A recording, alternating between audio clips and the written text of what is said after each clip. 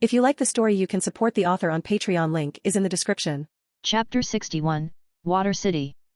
That day, Rex stopped helping Xanis with his paperwork at 6 after 4 hours, then spent 2 hours with the 3 musketeers who wanted to go out for dinner. He spent some of that time taking his spear to the Goibneo Familia for repair while renting another second-grade spear, before returning and entering reverie for 3 hours. After that, he prepared himself to return to the dungeon. Goliath should spawn in an hour, right? He asked, preparing some food to eat down in the dungeon. Scavenger confirmed it. I guess I won't be able to nerve myself for the fight. Unlike the green dragons, Goliath was out in the open, and he wasn't brave enough to go full barbarian against the level 4 monster Rex, even with his helm hiding his appearance. So he decided to finish the fight quickly before making his way down to Water City. And since he planned to go down to Water City today, he changed his salamander wool clothes to undine cloth. These granted resistance to water-based attacks, which Water City was full of, and also provided some heat resistance. Although it wasn't as strong in heat resistance or protection as salamander wool, there were no fire-based monsters there. Besides, he didn't plan on doing anything extreme with his body furnace or fire breath, especially now that overgrowth and green dragon body were at his disposal. The cloth also enabled better swimming, reduced water resistance, and alleviated water pressure, allowing improved combat underwater necessary for capturing rare species hidden deep underwater. I hope all the good monsters don't end up being underwater species that will have me swimming deep, he thought. Unlike the floors above, he had no way to fully explore Water City, as nearly 80% of its unexplored areas were underwater, and he currently had no way to breathe underwater. Of course, he could easily ask Scavenger about monsters granting underwater breathing or possessing valuable abilities, but he decided against it. Unlike the large tree labyrinth, he wanted to actually experience the floor without just hunting specific monsters. He wanted to be surprised by interesting abilities from seemingly uninteresting monsters. It would be boring if he knew everything beforehand and treated it as a mission rather than an experience. That was also why he kept his knowledge of Water City minimal, just enough to avoid being too caught off guard. And before he graduates from Water City to the dense forest ravine, he planned on using Scavenger to quickly speedrun the floor for missed abilities.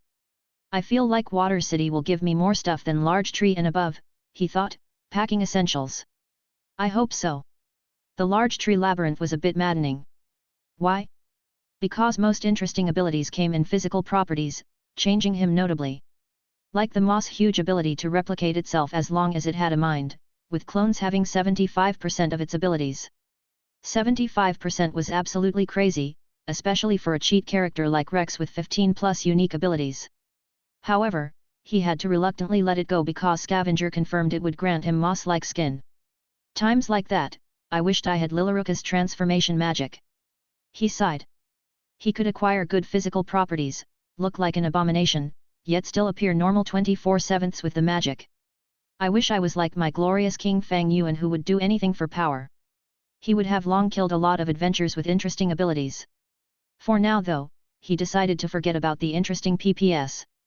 In the future, if he somehow got a transformation skill, he will be coming back for all of them. Let's get going. With that, he left his room. It took him almost an hour to travel from Cupidinem to the 17th floor of the dungeon.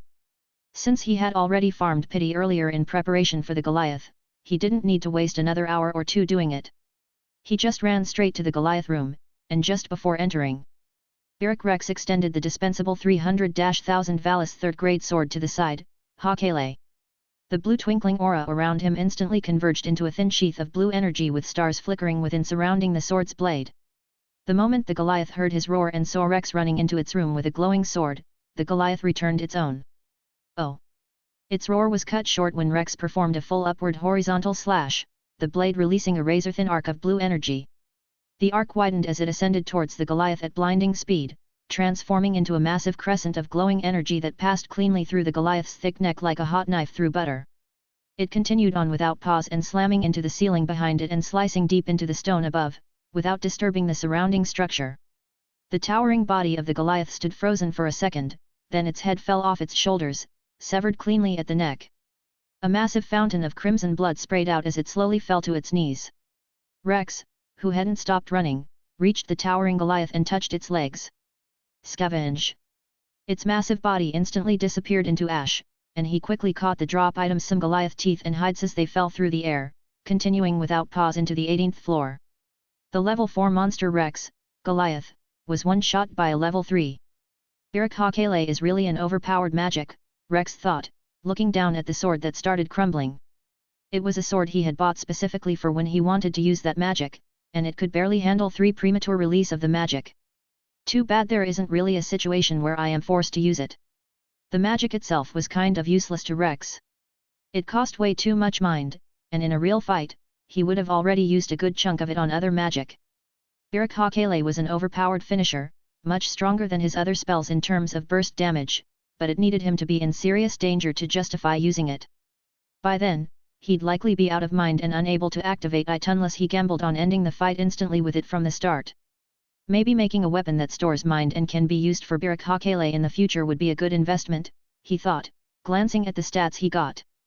Plus 773, 7.7, Strength, plus 743, 7.4, Endurance, plus 498, 4.9, Dexterity, plus 413, 4.1, Agility, plus 366, 3.6, Magic.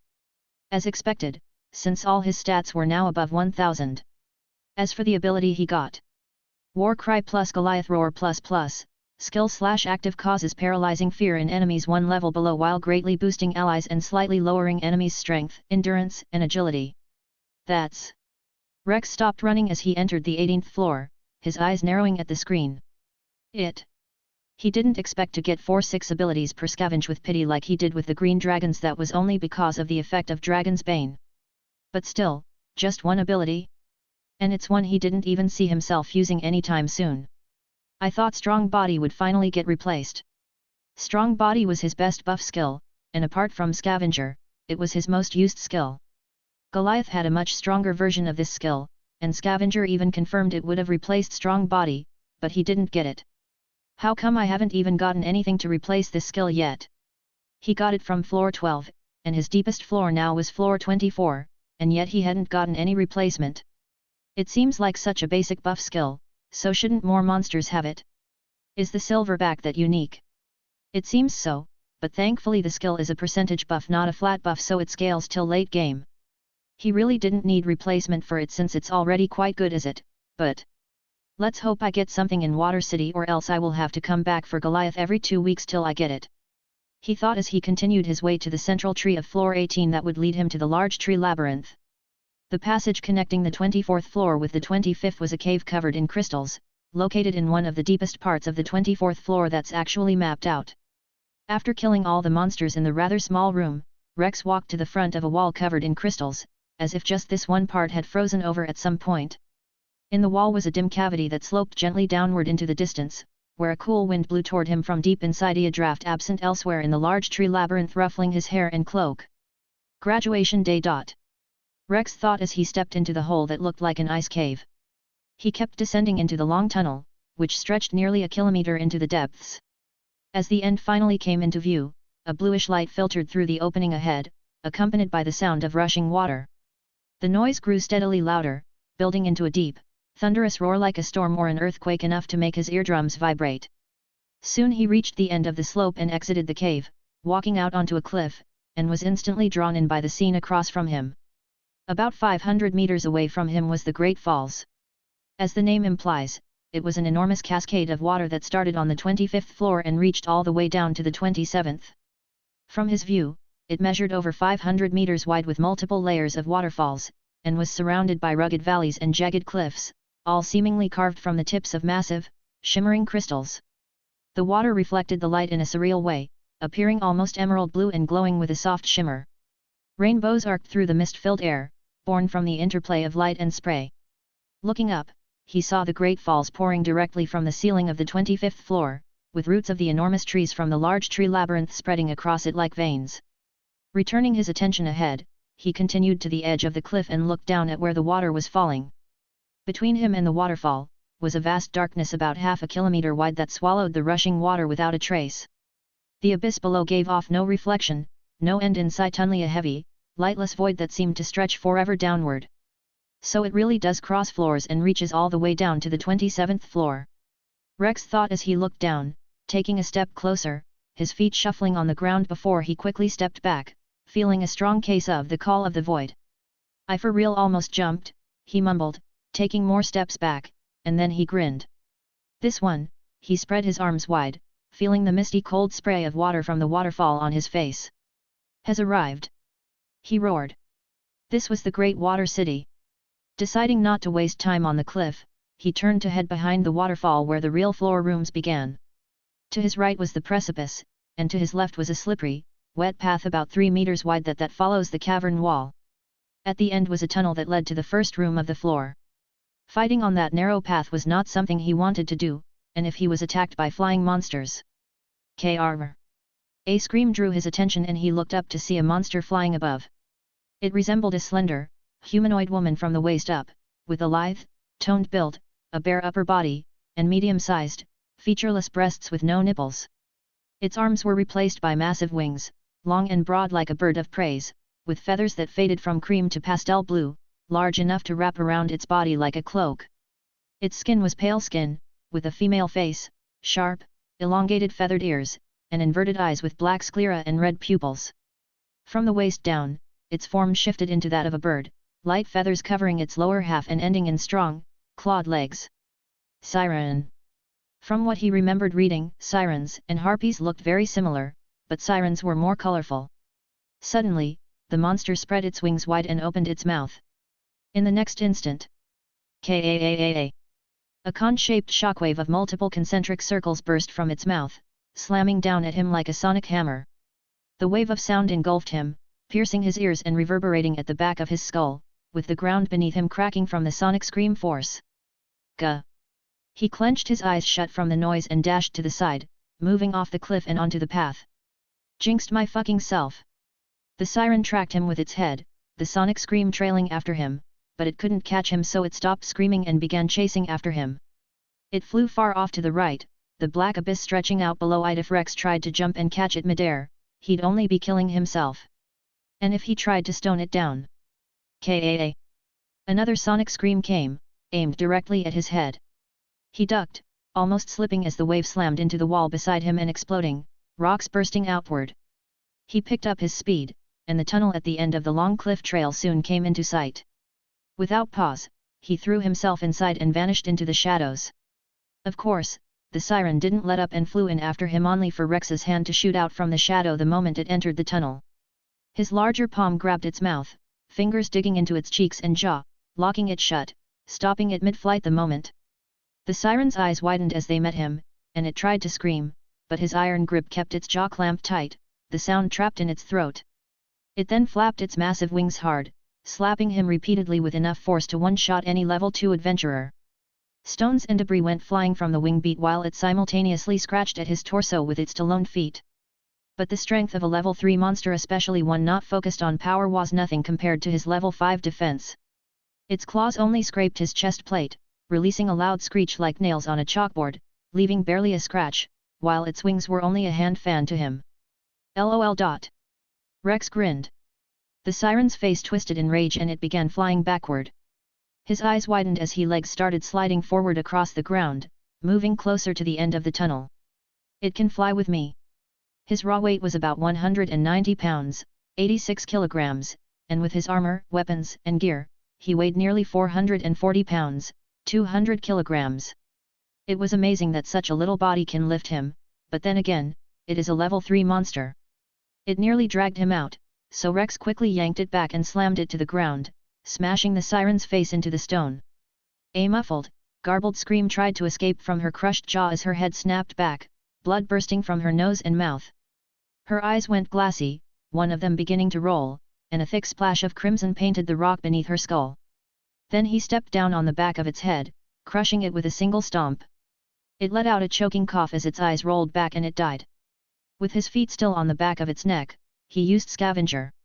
Plus 0.02 strength, plus 0.05 endurance, plus 0.09 dexterity, plus 0.08 agility, plus 0.07 magic. Yep, Rex nodded, glancing at his status screen. We're back to the grind. Rex Magnus. Level 3. Strength SS1020, Endurance SS1013, Dexterity SS1017, Agility SS1019, Magic SS1023. Predator H. Luck I. Skill. Scavenger harvest stats, skills, magic, properties, or treasure from corpses and evaluate quality. Skill, Strong Body, Body Furnace, Goliath Roar++, Tremor Sense+, Heptathe Luz, Jackbird Dash, Vovra Rage, Green Dragon Body+.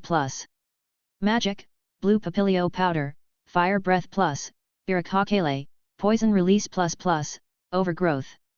Physical Property, Sharp Retractable Claw, Nictitating Membrane++, Green Dragon Teeth+++. Development Ability, Abnormal Resistance, H. Indomitable Will. Grants immunity to mind-based attacks, enhances physical and magical growth through trials, enables multitasking and rapid skill mastery, and in dire moments, suppresses pain, boosts mental fortitude, and significantly increases all stats. Dragon's Bane. Massively increases all abilities when fighting any dragon-type monsters. It shouldn't take more than 2 weeks for me to max out my stats, he mumbled as he picked up the Siren Drop, which was just a talon. Then I will have to look for a way to get high-rank Excelia. He sighed at that thought. Level 1 achievement was the Infant Dragon. Level 2 was the Black Goliath. And Level 3? He didn't know. With how strong he was, he'd have to fight a Level 5 monster or adventurer to earn enough high-rank Excelia to reach Level 4, and he didn't know how to go about that. Amphisbaena should spawn in a month's time, so maybe I can solo it, Rex decided as he continued deeper into the tunnel. If someone kills it before me, then let's focus on the now. He stretched. And hunt some fishes. Chapter 62, River's Depth. In the Water City, everything was made of deep blue crystalled cliff, the ground, the rock wall. At first glance, it looked like ordinary rock, but it was actually deep blue crystal, nearly indistinguishable from stone. The colors were much richer than the crystals on the 18th floor, with faint striations running through them. In these floors, the main source of light were translucent white crystals of varying sizes jutted from the walls and pathways like bamboo shoots. Though they weren't very bright, the blue surroundings made their glow seem brighter, which was why the floor remained as bright as those above. Aside from the great falls, which sparkled emerald blue, everything else was shrouded in a dim blue haze. It had earned the floor another name, Paradise in Blue. The rooms here were similar in size to those in the cave labyrinth, offering about the same space despite being lower than the large tree labyrinth. That didn't mean the floor was smaller, most of it was simply underwater. Even though the above-water area was comparable to the cave labyrinth, it took much longer to traverse due to its maze-like structure and varying elevations. Because of this, it was far more taxing to explore than the large tree labyrinth. The fastest route, used by some first-class adventurers, was swimming. Should I try? Rex mumbled, looking down at the river before him. It was formed from tributaries flowing together from other passageways, growing into what could accurately be called a river. Its surface sparkled deep blue, reflecting the color of the surrounding crystals. The river was about as wide as both banks combined and looked quite deep. It's flowing really fast, he thought, gazing ahead where the current picked up speed. But I'm technically a level 5, so this shouldn't be a problem for me, right? Scuttle. His thoughts were interrupted by noise as a group of 7 crab-like monsters charged toward him. They were large, standing nearly up to his waist, with bulky, metal-like exoskeletons tougher than any non-Rex monster on the floors above. Each had an irregularly developed claw, either on the right or left, that was the size of a human torso. The first crab charged, its 10 legs skittering faster as Rex reached into one of his pouches and pulled out a single seed. A green aura flowed from his hand into the seed, then he flicked it forward towards the center of the group. Suddenly, thick roots erupted from the seed in a violent burst, growing at breakneck speed as they slammed into the ground and shot outward in all directions. Each root twisted and coiled like whips, wrapping around the crabs one by one, binding their legs and bodies, and locking their claws in place. Within moments, they were engulfed, warped into tangled cocoons of bark and vine. The first crab managed to slip past the initial eruption, lunging forward and thrusting its massive claw at Rex's head.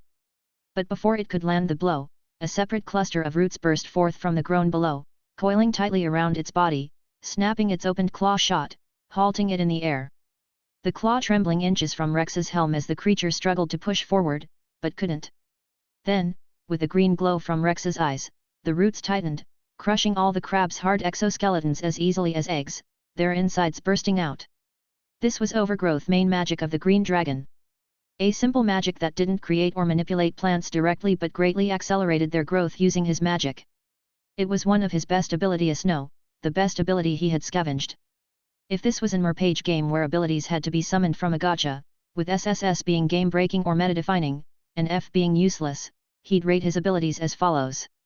SSS, Indomitable Will, Luck, I, Dragon's Bane. SS, Overgrowth, Predator, H, Heptathlus, Green Dragon Body. S, Strong Body, Birakakele, Body Furnace, Blue Papilio Powder. A, Green Dragon Teeth+++, Jackbird Dash, Fire Breath, Goliath Roar++. B, Abnormal Resistance, H, Poison Release++, Tremor Sense+, Vouver Rage. C, Nictitating Membrane++. As for why Scavenger wasn't there, it was simple because it was above the ranking, and of course, this didn't mean Vouver Rage is S. It's a clutch ability, with stat boost and Rigon. But its lack of control and cooldown makes it unreliable and place it below every other ability except the weak support/utility ability known as Nictitating Membrane. This is just his opinion and he hasn't asked Scavenger to rank them yet, so he might be wrong. But why was Overgrowth rated so higher than Predator? Simple, really. Scavenge, Rex uttered, and all the crab remains wrapped by roots instantly turned to black dust, with almost half leaving behind drop items. As an extension of his own body, the plants manipulated by Overgrowth could use some of his abilities. That's why it ranked above everything but Luck, Scavenger, and Indomitable Will. Although it couldn't replicate Vouver Rage or Birakakleon required emotion and the other Chantanjit could mimic his other abilities, earning its place in the SS category and higher than those two. That's why it ranked above everything but Luck, Scavenger, and Indomitable Will. Now, that doesn't mean he could just make a root shoot a beam of fire. Only certain plants could replicate certain abilities. For example, he could create a flower that released Blue Papilio Powder, but it wouldn't be able to use any other abilities. He would need a different type of plant for each unique ability. However, universal abilities applied to all plants like Body Furnace, which made every plant extremely fire resistant, eliminating their inherent weakness. Tremor Sense could also be used through every plant, and Scavenger could function through any part of a plant, just as it did from his own body. Thankfully, he could turn off universal abilities like Body Furnace if he needed the plants to be flammable or usable as firewood. It was an overpowered ability deserving its SS rating, but so far, he had only managed to create plants that could use universal abilities, along with Blue Papilio Powder, Poison Release, and Thorny Vines that replicated the physical traits of Green Dragon Teeth. While Scavenger confirmed it was possible to develop plants for other abilities, he couldn't picture what kind of plant could realistically use something like Fire Breath or Goliath Roar. Despite its strength, Overgrowth had one major flaw: it burned through mind quickly when creating plants that used non-universal abilities. For example, if he wanted to grow a flower that released poison, he'd need to spend mind to grow the plant and then even more to trigger the release. It was a demanding, mind-draining ability. This weakness eased considerably in forests, where existing flora could serve as vessels, greatly reducing the mind cost. Fertile soil or areas rich in water also helped, slightly lowering the effort needed. The environment played a huge role in how efficient Overgrowth could be, but even in harsh places like deserts, it was still powerful enough to earn its S rank. With a final pulse of green light from his feet, the roots twisted once more, then rapidly withered and crumbled into the floor, leaving behind a single seed. Rex crouched down, picked up the seed, and turned his gaze to the pile of blue crab shell drops scattered nearby. I should probably start ignoring the less expensive drops, he let out a quiet sigh. He had barely been down here for 3 hours, and his bag was already nearly full due to his luck day. Let's leave it for some lucky adventurer to stumble onto 5 crab shells, he decided as he turned his attention back to the water. To swim or not to swim? He knew how to swim from Earth, and though the river flowed remarkably fast, Scavenger confirmed his strength was enough to handle it. Since he'd eventually have to swim, it was best to start practicing on a higher, safer floor. Rex removed his bag and placed it against the wall. He then took off his gauntlets, breastplate, boots, and helm, stacking them neatly beside his bag. Wearing only his long-sleeve shirt, dark trousers, and utility belt, he stretched to prepare for diving. He wasn't worried about theft since he could easily track down any thief. It might even be a good opportunity to rob whoever tried to steal from him. After stretching, he walked to the river's edge and looked down to check its depth, and couldn't see the bottom. So I should be able to dive, right? He thought, ignoring a large shadow swimming past. Okay. He stood tall at the edge, arms raised above his head like a professional diver about to enter an Olympic competition. He took a deep breath, bent his knees and launched himself forward. What followed was less graceful dive as he belly slammed the water with an audible slap, his limbs briefly spread like a flying starfish before disappearing below the surface. It had been years since he last swam or dived, and apparently, his body remembered none of it. The cold rush of the river hit him the moment he sank beneath the surface, and the current grabbed at his limbs, dragging him sideways so fast his head jerked with the force. He flailed his arms in brief panic, but despite the raw strength of the water, he managed to stabilize himself after a short struggle, adjusting to the drag and regaining control. The Undine cloth really does make a difference, Rex thought, glancing down at his clothes. Even with his stats, he would have had a much harder time without it. Though. He punched once. His fist cut through the water but slowed instantly, the drag pulling at his arm and knocking the strike slightly off course while also disrupting his balance. It's a bit cumbersome, he noted, adjusting his posture. Fighting down here is definitely going to be annoying, he thought as he scanned his underwater surroundings. The nictitating membrane kept the water from flooding his eyes, forming a thin, translucent shield that made everything slightly hazy. The water sliding against his membrane was uncomfortable, but manageable.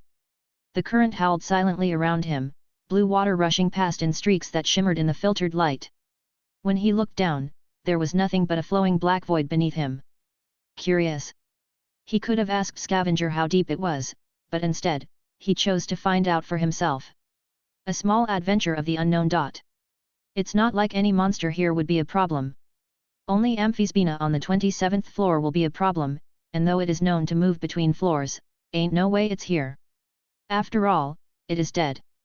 I might have just jinxed myself, Rex thought as he quickly used Scavenger to confirm. Amphisbaena was indeed still dead. Welp. Let's go.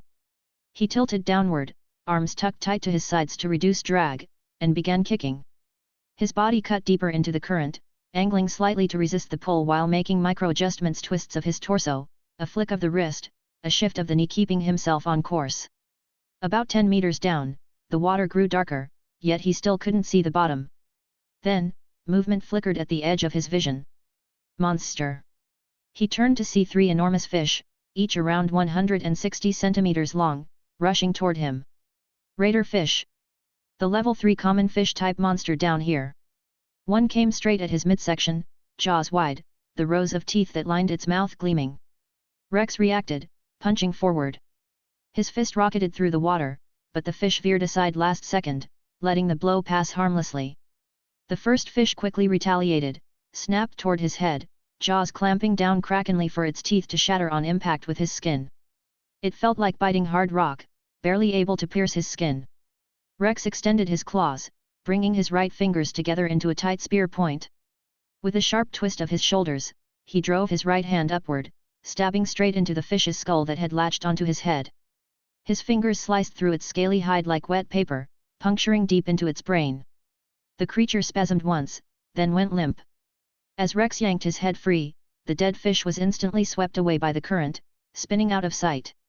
He heard another rush from his left, and whipping around, he thrust his left hand forward, spear-like fingers cutting through the resistance of the water. They shot clean through the second fish's gaping mouth and down its throat, ending it in one smooth, brutal motion. Scavenge. The body turned to ash, freeing his arm, just as the third fish lunged for his shin. Letting it bite down, Rex stabbed downward, his fingers driving through the top of its head. He grabbed the magic stone and yanked it out, blood and string of muscles latching onto it. Blood floated out the fish's head briefly before the body dissolved. Okay. He glanced around as he absorbed the magic stone, realizing he had drifted far downstream during that short fight.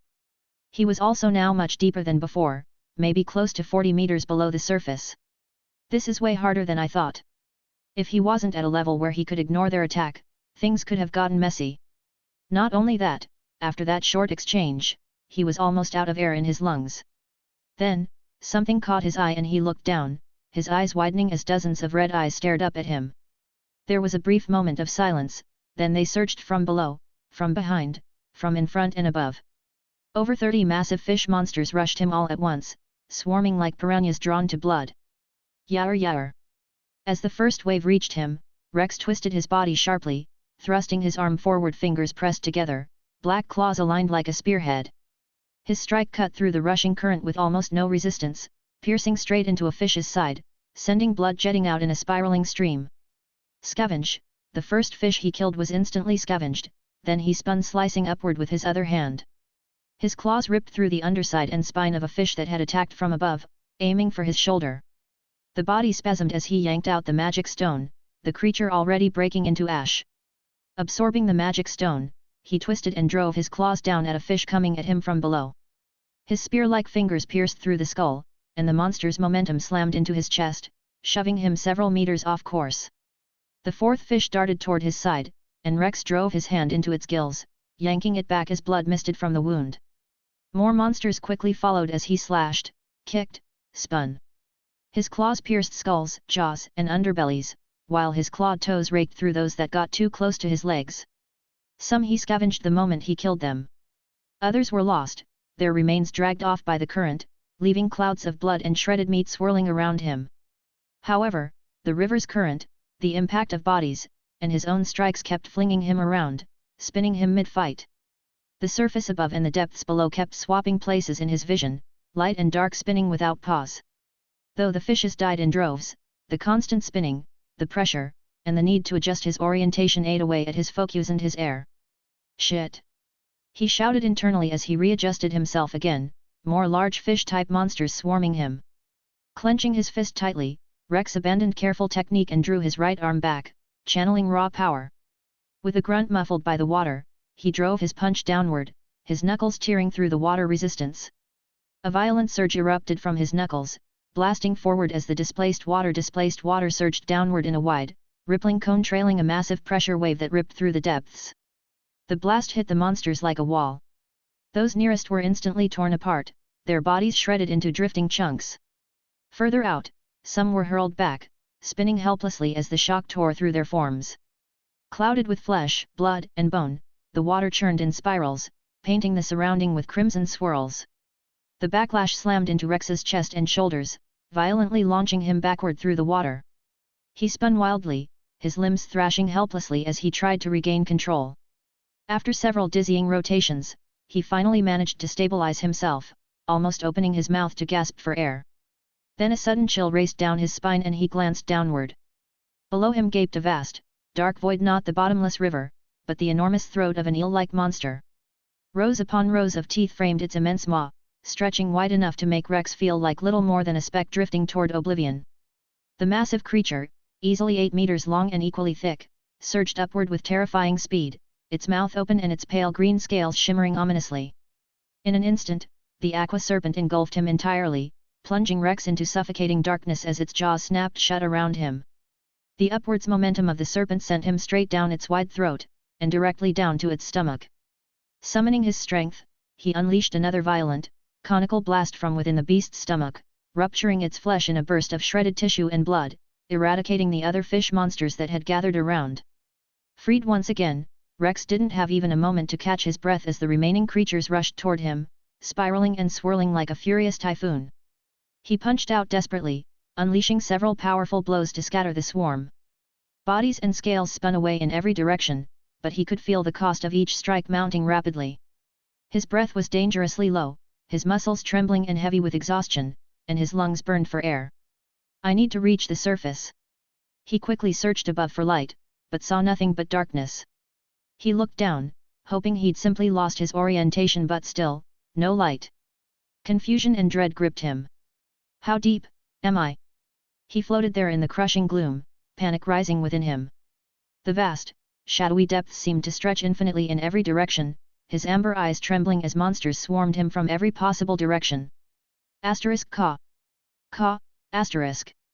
Soma looked up at the bright afternoon sky as a murder of crows flew past, his black eyes following them silently. "What's wrong, Soma?" called a gentle voice. He glanced toward the source of the voice. Kneeling comfortably in the dirt was Demeter, looking up at him with a soft expression beneath the shade of her wide-brimmed hat. Her long, wavy honey golden hair cascaded down her back and shoulders, catching the sunlight as it filtered through the leaves. She wore a simple sandy brown halter-neck dress, fitted neatly at the waist and flowing down to her ankles, where the fabric was smudged from kneeling in the soil. Despite the stains, the dirt seemed only to add to her natural charm rather than take away from it. A small hand shovel rested in one of her gloved hands as she awaited his response. She had come over to help him with his garden, and though he tried to reject her, she forced herself in. Though, he admits, having the goddess of harvest tend to his wine garden did pleased him. Not that he will say that out loud or show it. Nothing, he replied as he walked past her with his watering kettle. One of my children just died, that's all. He calmly replied as the goddess' eyes followed him. Author's note: how was the chapter? Felt like things have been going too easy for him in the dungeon that it lost its danger. Also noticed my MC was getting a bit too cocky in the dungeon since he was in a low-level area and wanted to show him that not everything is rainbow and sunshine. Now, some people will scream NERF, but I don't think it is. Especially since he is doing an underwater battle which he is not used to. I tried to show that the monsters aren't the problem, just the water. If you still think or it felt like it was some kind of nerf, be it in strength or intelligence, please let me know. Also, what do you think of the skill ranks I made? They are ranked based on overall strength, usefulness, limitations, and weaknesses across a variety of contexts: combat, utility, survivability, scaling, etc. If you think any ability should be ranked up or moved around, let me know. Anyway, thanks for reading and don't watch out for stray drowning. Degree. Comment. 24 Comment. Vote. Chapter 63, New Skill.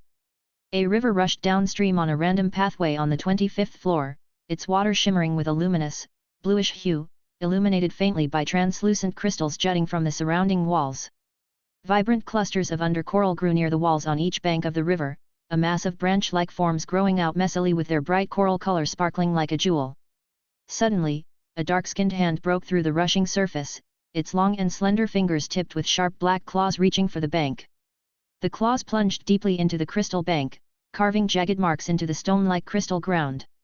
Another hand followed, desperately gripping the edge, muscles straining visibly. With a surge of effort, the man pulled himself from the water. Dark brown hair, appearing almost black, was plastered to his face and shoulders, dripping streams of water that made him look ghostly under the floor's faint illumination. He heaved himself up further, pressing one knee against the crystalline bank, then crawled forward, dragging his weary body fully onto solid ground. His dark clothes were shredded in places, but he was otherwise unharmed. Yet his body trembled violently as he gagged and coughed. Gah! A mouthful of water, mixed with drool and streaks of blood, splattered onto the crystal surface. Snot streamed from his nose, dribbling onto his lips as he gasped and wheezed for breath. He shuddered once more, nearly collapsing onto the mess he'd spat out, before rolling heavily onto his back. He stared upward, amber eyes unfocused and wild, fixed blankly on the dimly glowing crystals of the cavern's high ceiling. Suddenly, a low, ragged chuckle came from his throat, echoing eerily in the vast silence. The chuckle grew louder, transforming gradually into unhinged laughter. Ha, ha ha, ha ha ha ha ha ha ha. His laughter swelled, reverberating around him. Ha ha ha ha. I really almost died. He roared, holy shit. The great Rex Magnus Lapis Bafong, the red dragon of infinity, almost gat. He suddenly coughed again, a fresh mouthful of blood spraying upward then falling and splattering across his own face. It dribbled down his cheek, and he slowly raised his hand to wipe his face as the manic energy from earlier disappeared. He looked at his bloodied palm hovering above his face, then sighed as his arm slumped down to his side. Thank God for my indomitable will. Not long after realizing how deep he was, he ran out of air. He should have been dead right there, but then indomitable will kicked in. Before, it just let him keep moving when he should have blacked out or helped him fight through bad injuries. But this time, it straight up cheated death. His lungs weren't working, and he wasn't breathing, but he stayed conscious, still moving, still swimming back up with Scavenger's help like nothing was wrong. It was a weird feeling not breathing but still moving, a feeling he didn't understand so he couldn't explain. But indomitable will didn't last forever, and the moment he was about to pass out after the effect ran out, luck came in clutch. He got a new skill. If I change into a swimsuit, grant the user the capability to survive without breath while functioning at full capacity for the length of time that scales with level. When wearing a swimsuit and at least 3 meters below a water surface, gain the development ability diving that scales with user's level. When wearing a swimsuit and at least 9 meters below a water surface, improve all water-based ability while granting vision equal to when on land. It had a weird name but was undeniably useful, and thankfully, Undine cloth counted as a swimsuit. He was even more grateful that he wasn't wearing anything else besides that and his underwear, or else he would have been dead. Dead as hell. I guess I might have gotten another skill, he thought as he slowly sat up with another sigh. Trying to push back the fact that he almost died again, he glanced at his status, his main attention on his new skill. My 4th true skill, and it's this weird shit. It was without a doubt an ass skill compared to the other 3 that were all SSS tier and above. This one broke that pattern by being an A tier skill. No, maybe even B. It was highly specialized and only useful when wearing nothing but a swimsuit and underwater. Good for exploration and underwater battle, I guess. But only if the fight wasn't on his level. He couldn't wear armor over his swimsuit without cancelling the skill. For it to work, he had to go in without protection, which wasn't exactly ideal in a serious fight.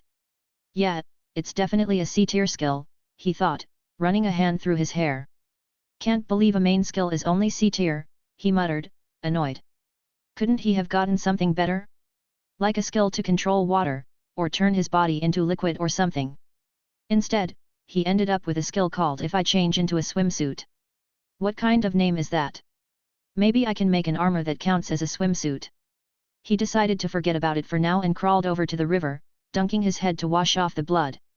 The current flowed past his head, clearing away the blood, snot, and drool from his face. When he pulled his head out, a large fish was latched onto Idy's mouth, engulfing him up to the neck, body thrashing wildly. Rex calmly raised a hand. His claws extended, and he stabbed into its head, ripping out the magic stone. Its body then disintegrated into black smoke as he absorbed the magic stone. Ram Ventilation Gills, physical property, grants the user internal ram ventilation gills. Effective after a good night's sleep. He declined it without a second thought. Let's just go back to my bag, he mumbled, activating Scavenger. Surprisingly, it was still right where he left it. No one had touched a thing. Well, I've only been down there for like 17 minutes. On lower floors like this, it was rare to run into another hunting party. Not only was these floor large, there just weren't that many adventurers down here, and the spot he left his bag wasn't a popular path. Though, it was far. Damn, how far did this water drag me? He glanced back at the river, still flowing into the distance, past where he could see. All streams on this floor led to the Great Falls. If he'd been pulled much farther, he would have gone over the edge down to the 27th floor. And no skill in the world would have saved him from that fall. Maybe I would have gotten a revival skill or some OP defensive skill. His new skill was definitely the reason he survived the mess his own stupidity caused, but he couldn't help feeling like it was weak. Scuttle. Rex's ear twitched and he turned to see 3 giant blue crabs were rounding the corner. Is it me, or do you guys suddenly look cute? He muttered with a small smile. Seeing the level 3 crabs actually made him relax a bit. The first crab charged, its 10 legs skittering faster as it closed the distance. It lunged at Rex, thrusting its oversized claw at his head. He simply raised one hand and slapped the massive claw aside, the force knocking its arm wide and leaving the creature open. Looking down at the stunned crab, he clenched his hand into a fist and brought it down like a hammer.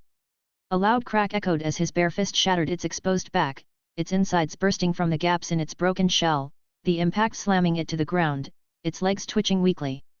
The second crab leapt over its fallen ally, claw wide open, and Rex leaned back as the claw snapped shut inches from his nose. In the same motion, he raised an arm and backhanded the crab out of the air, sending it flying across the river.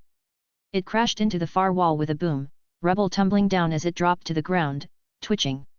As that one flew, the third lunged from the side, steel claws open like scissors, aiming for his waist. He jumped, tucking his legs as the carapace snapped shut beneath him with a gunshot crack. Then he came down, both feet stomping through the monster's back. Its shell collapsed under the force, crushing the magic stone and turning it to dust. With the crabs dealt with, he stepped onto the first one and absorbed its stone. Then he sprinted a few steps and launched himself across the 20-meter-wide river, soaring through the air before landing light on his toes on the other bank. Walking over to the second crab, he absorbed its stone too, then kept moving toward his bag,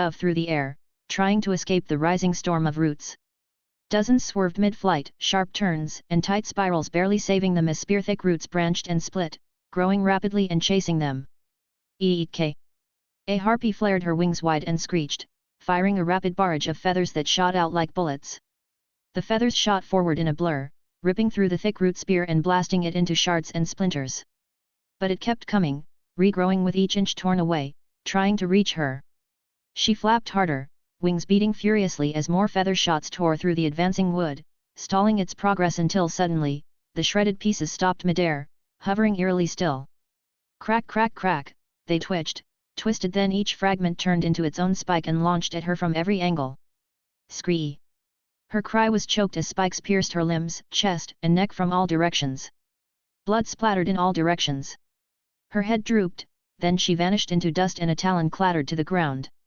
Within minutes, the once vast open chamber had transformed into a chaotic forest of towering stems and sprawling roots, some reaching up to the ceiling and others crawling like veins across the ground. Roots burst out from every surface, creating a maze of shifting wood that filled the space with the sound of groaning bark and snapping air. One siren weaved through the storm of death, tucking her wings to thread between two roots as thick as tree trunks. She darted through the thicket of trunks and roots, spinning and twirling between them with graceful speed as roots lashed out wildly, trying to impale her. She screamed mid-flight, shattering a few incoming roots with her sonic bursts, only to be met by more from different angles. At last, she broke through to the edge of the overgrown chaos and hovered about 7 meters in the air just off Rex's left side.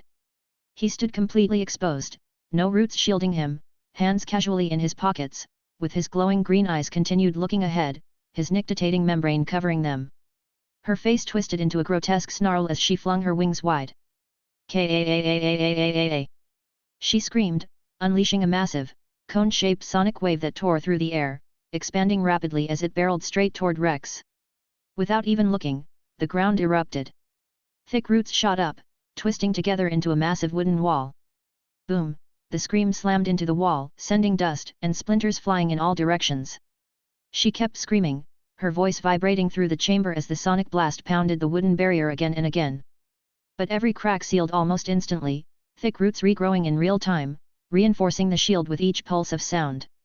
Finally, after a few seconds, she was out of fuel and stopped to catch her breath. But then multiple roots burst from the wall, each ending in a clenched wooden fist as large as her own body, speeding towards her.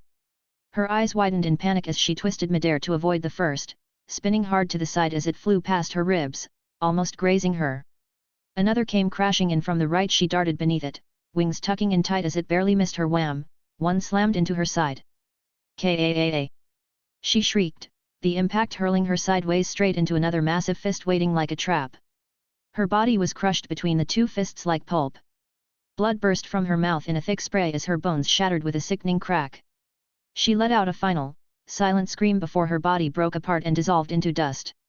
All this may seem simple, but Rex was basically using all of Indomitable Will's mental compartmentalization to its fullest just to keep everything active. Sure, he didn't have to do all this. One poison release would have killed them faster and more efficiently with less mental strain and mind usage. But a man's dream was to control roots like some elemental god.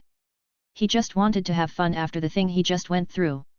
Author's note: I know it might feel anticlimactic for the next chapter being him just coming out of the water, but I was feeling lazy and didn't want to write all those. Hee. Still, I feel like the chapter was good, and I actually finished this yesterday but didn't post it because I forgot, lol. Anyway, here are 2 chapters. Thanks for reading. Comment. 5 comment. Vote. Chapter 64, Chapter 64, Long Walk to Bag. I guess this is enough to add Hashirama to my name, right? He muttered, looking up at the towering structures of trees that covered the entire area in front of him, stretching 10 meters out in every direction, turning the space into a forest. Yeah, this is enough. He nodded. Rex Magnus Lapis Befong Hashirama, the Red Dragon of Infinity. He mumbled the name. Should it be Senju instead? Since I can't have 2 first names. Alright, Senju it is. At this point, all the monsters were dead, and those that weren't had fled after witnessing the massacre. And just as expected, he gained 2 abilities. It wasn't quite enough monsters to reach pity twice, but luck was on his side. Harpy Wings, physical property, turns the user's arms into harpy wings with the ability to shoot feather-like bullets. Effective after a good night's sleep. Decline. Siren Breasts, physical property, grants the user the breasts of sirens. Effective after a good night's sleep. Rex stared at the screen, blinking. I can scavenge odd physical properties like this? Breasts? How would that even work since I'm a man? He muttered, declining it as well. In the end, he didn't get the siren's scream, but he didn't mind. He had a whole month to farm this floor. No, I don't have a month. He glanced at his status screen. Rex Magnus. Level 3. Strength SS1084, Endurance SS1150, Dexterity SS1093, Agility SS1092, Magic SS1085. After everything he'd just been through underwater, his stats had jumped not just from normal Excelia, but from Scavenger, and most of all from Indomitable Will's second effect. Each time the bearer endures an extremely major trial, their unwavering will fortifies body and spirit, incrementally raising physical and magical potential. As a result, every stat had gone up by at least 50 points, and endurance alone shot up by 124. I guess it makes sense since I was basically enduring death most of the time. Now that he thought about it, hadn't endurance been the first to max out in every past level? Both at level 1 and 2, it hit 1499 first. It was looking like it'd be the same at level 3. What am I? A masochist?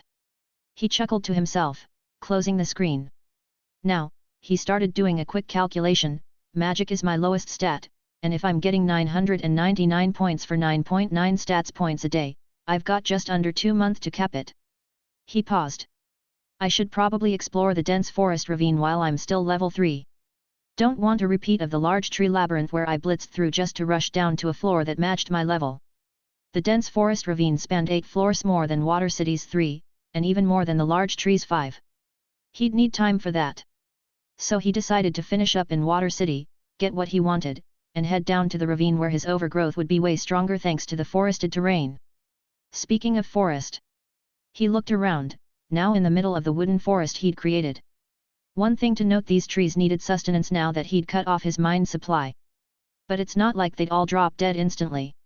Trees didn't just turn to dust the moment they lost their water, and these are stems and roots, not leaves. So this forest of wood would remain for a while until the dungeon repaired itself, which would take days.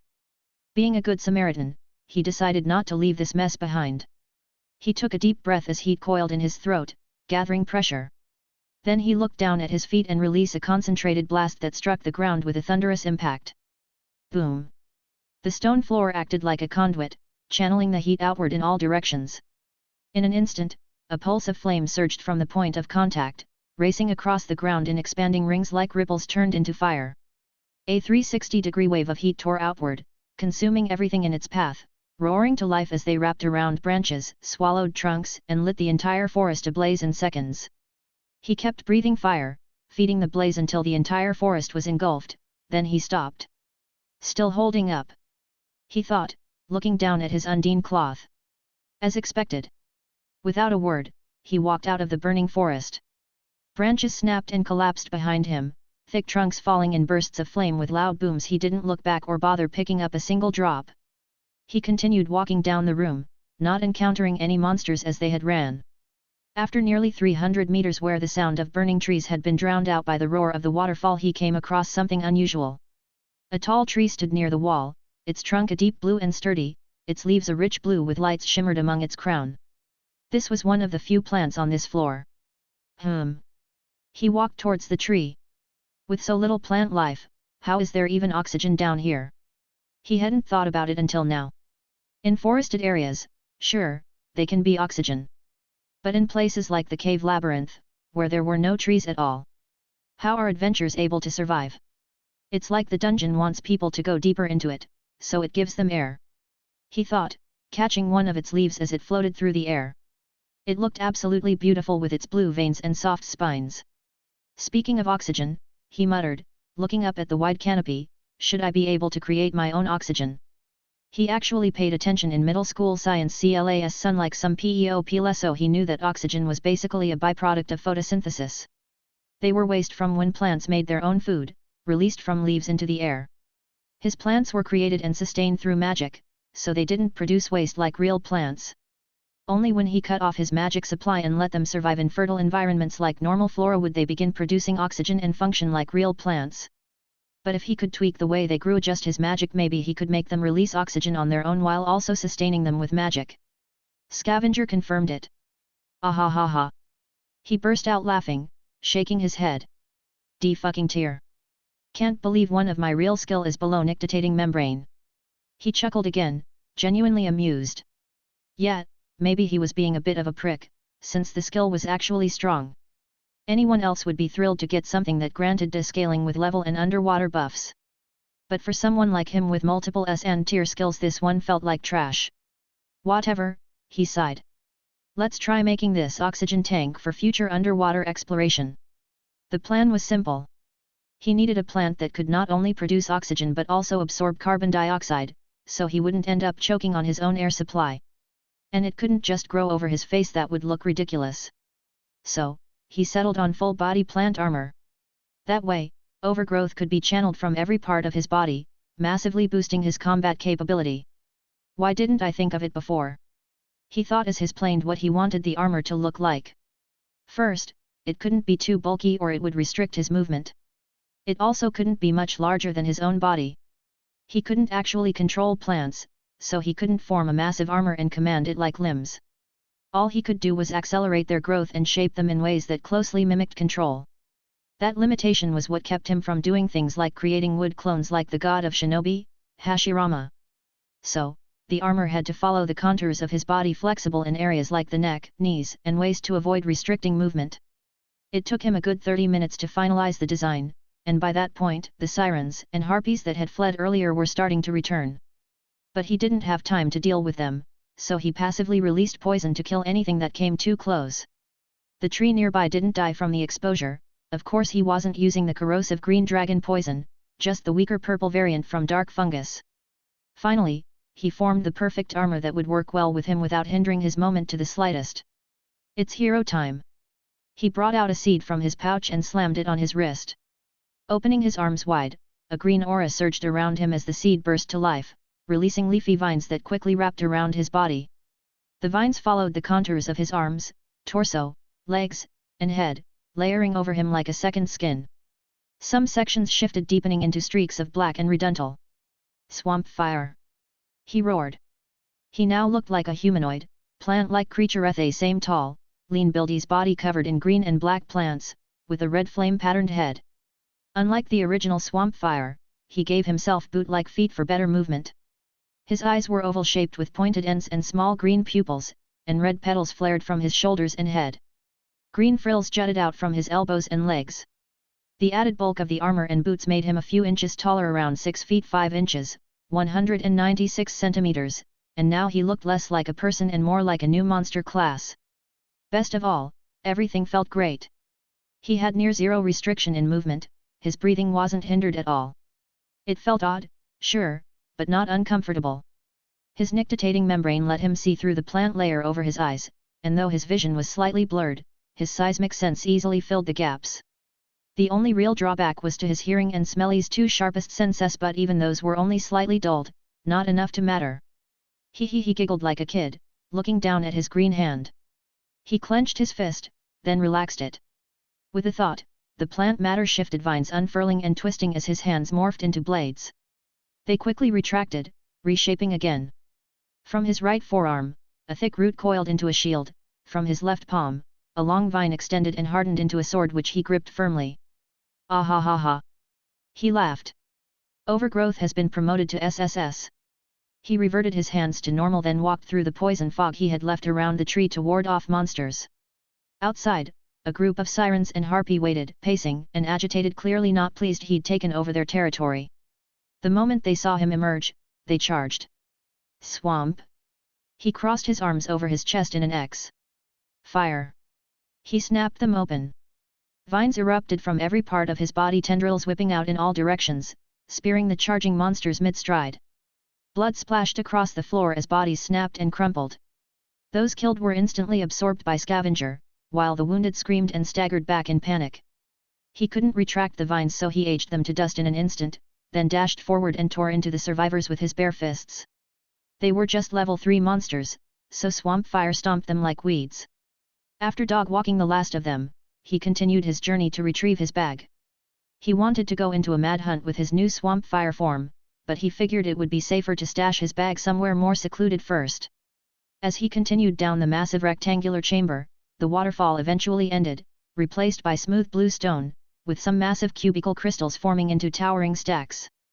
The chamber stretched on for what felt like kilometers, and along the way, he passed multiple exits and cut down enough monsters to earn another physical property, which he declined. Finally, after about 10 minutes of walking at a leisurely pace, Scavenger directed him to an exit. I guess this room's like a fast travel area. He stepped through, returning to the lower parts of floor 25. He instantly almost ran into a group of adventurers and had to dive into the water to hide. If they saw him, they would definitely try to attack him, then report a new species of monster to the guild. He didn't want that, nor did he want to reveal this form anytime soon. Once they passed, he resurfaced and kept moving. After a few more minutes, he finally reached the area near his bag, which remained untouched where he left it. Tears almost welled in his eyes. He'd survived a journey through this paradise in blue. After nearly dying, after creating and burning a forest. After transforming into a plant monster, he was finally about to reunite with his stuff. But as he turned the corner into the hallway where he left his bag, he froze. 2 adventurers were standing in front of it. He'd been so focused on the moment, he hadn't heard them. Wait. One was a dwarf, crouched next to the bag, eyeing him with mild curiosity. Beside him stood a slender blonde girl in an armored dress, her golden eyes sharp and unblinking, fixed on him with an icy glint. Gareth and Ace. They looked like they had just come back from the deep floors, fully geared. Wait. Why was Ace's face getting closer? Her expression hadn't changed, still blank, but her eyes said she was about to send someone straight to the afterlife. Now she was drawing her blue rapier. Ah, right. He sighed. I'm still swamp fire. And he wasn't dumb enough to fight a level 6 right now. Especially not Ace Wallenstein, who would blitz him the moment she activated Aerial. Maybe if it was someone else, like Bet, he would take the fight. But Ace was a monster hunter that goes straight for the kill. The moment she sees he is putting up a challenge, his head will be off before he could clear the misunderstanding. He'd just escaped death. No need for a sequel. So, he raised a hand, palm forward, and simply said, "Don't be rash." Her blade stopped an inch from his palm, a sharp gust of air trailing behind the sudden halt. She blinked, eyes narrowing in confusion as she stared at the plant monster in front of her own that spoke with a voice she recognized. "Mr. Rex?" the girl asked, utterly confused. "At your service." Author's note: Swamp Fire. A rather short chapter, I know. But, I was struggling a bit with the conversation and decided to end it here. Anyway, thanks for reading, and if you have any idea, let this young master know. Also, fun fact, there is something more beautiful than jade. Chapter 65, Epiphany. Mr. Rex. Rex hadn't expected Ace to recognize him just by his voice. He had assumed she would freeze up after assuming he was a talking monster, especially since they likely didn't know about the Xenos yet. He had been prepared to explain who he was and why he looked like this, but seeing as he didn't need to, he lowered his hand. "At your service," he replied. Ace lowered her sword, sheathing it, though her expression remained unreadable. "You look like a monster." "Indeed." Rex nodded, pointing at his face. "It's my magic." "Well, I'll be." Gareth muttered, scanning Rex from head to toe. "Thought you were some new species. Gave me a bit of a spook, lad." He let out a low laugh. "You would have been gutted if Ace hadn't recognized your voice." "That's exactly why I've been avoiding others," Rex said, glancing at the blonde girl. "How did you even recognize me? I don't think I left much of an impression on the Sword Princess for her to know me by voice." He had only met her twice, once on the 18th floor when he saved Belle and his party, and again when they caught him selling their stuff. Sure, he left an impression, but he doubted it was strong enough for her to pick out his voice. Especially since it was definitely muffled and altered by his mask. Maybe the war game, because he was strong, but that alone shouldn't have been enough. Ace didn't respond immediately. Her gaze lingered on his mask. "You sound like him," she said finally. Rex blinked. "Like who?" "Belle." Ace added, as if that explained everything. He paused. "Hey. So why were you down here, lad?" Gareth straightened with a grunt. "Want air in the lower floor alone's not smart for a level 3. He gestured at Rex with his head. "Especially not looking like that. It's a good way to get killed by a party." Rex wanted to say the truth that he was a level 5 but didn't think it was the best idea. He doubted they'd report him out of spite or anything like that, but was it smart to just say that outright? If he claimed to be a new level 4 after the war game, that could also be suspicious. New level 4s struggled to solo this region, especially nearly naked. Then again, with his transformation magic. All these thoughts crossed his mind in a split second. After using Scavenger, he replied, I just became a level 4. He raised his right hand, clenching it into a fist. With this new magic, I don't have to worry about much except a large monster party or amphisbena. That's so. Gareth scratched his beard as Ace walked past Rex to go brutalize the blue crabs that had been charging at him. Were yet already level 4 before the war game, or was that just a skill? The punch on the wall, I mean. Ah, yes. Rex nodded. That was just a skill, he replied. It was the same answer he'd given the guild, who had also questioned whether he was already level 4. You were already throwing punches like that as a level 3, and now you've got magic that makes ya look like a monster from the lower floors. Gareth gave a grin. Hat. Ya seem like a proper level 4 to me. I kind of have to be, Rex shrugged. I prefer to go solo so I have to cover all my bases. Tank, striker, mage. Might as well carry the whole team if I'm the only one on it. Gareth let out a deep laugh. One o' those lone wolves, eh? You could say I am. He paused, glancing at the camera to his right. Solo leveling. Gareth blinked at his action then grinned, I like you, lad. The dwarf said as he slapped Rex heartily on the arm, nearly knocking him off balance. Best keep your head on straight down here, eh? Wouldn't want to lose a good laugh like you to a damn crab. Noted. Rex nodded. So, you guys just came back from the deep floor. I just got back. Gareth thumbed over his shoulder. Passed a bag on the way. No blood, no sign of battle. Armor laid out nice and neat. Looked like someone just stripped down and walked off near butt naked. Ah, right, that's mine, Rex coughed awkwardly. Gareth turned slowly, eyebrows raised in surprise. I can only use this magic without the interference of armor, Rex quickly explained, sensing the dwarf's confusion. That don't make sense, but he wouldn't try to pry. Gareth nodded thoughtfully, stroking his thick beard, and like he thought, the dwarf didn't continue asking. Well, don't want to hold you up any longer. He smiled warmly. You seem like an interesting kid. Why don't we meet up one day and have a drink together, get to know each other better? Rex chuckled, glancing at the dwarf with amusement. You just want a chance to drink the real Soma, don't you? Gareth burst out laughing, picking up his axe leaning against the wall next to Rex's bag. You got me, lad. He grinned broadly. But I really do find you interesting and want to know you better, Rex. Rex thought for a moment. Well, can't say no to that. Getting close to one of the Loki Familia executives would definitely be beneficial for him, and Gareth seemed like the perfect candidate. Finn was too intelligent and too cunning. Rex was sure Finn would somehow uncover all his secrets within hours. He could use Scavenger to evade all of the man's investigation, but it would be a chore and he'd rather not deal with Finn. Riveria, on the other hand, was well. Riveria.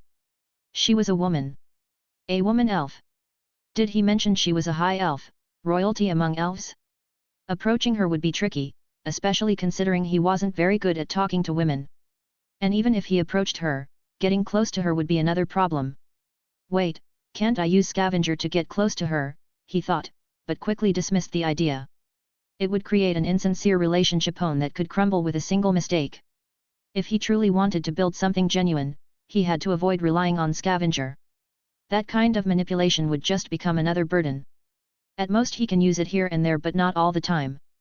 Gareth, though, seemed like a chill drinking buddy, simple, straightforward, and the perfect choice. All these thoughts went through his mind in a split second, and he replied, all right, he nodded, when are you planning? How about the evening after tomorrow? Gareth replied after a short thought. Say, 11 at night. Rex nodded without hesitation. I can do that. Gareth's grin widened as he extended his hand. Well then, Rex took the dwarf's hand. We'll see each other then. Suddenly, Gareth squeezed Rex's hand with incredible force. Rex grinned, meeting the challenge and clenching his hand back tightly. With a loud boom, the ground beneath them cracked, spiderweb fractures expanding outward and causing ripples across the river. Gareth looked slightly surprised, but quickly increased his strength.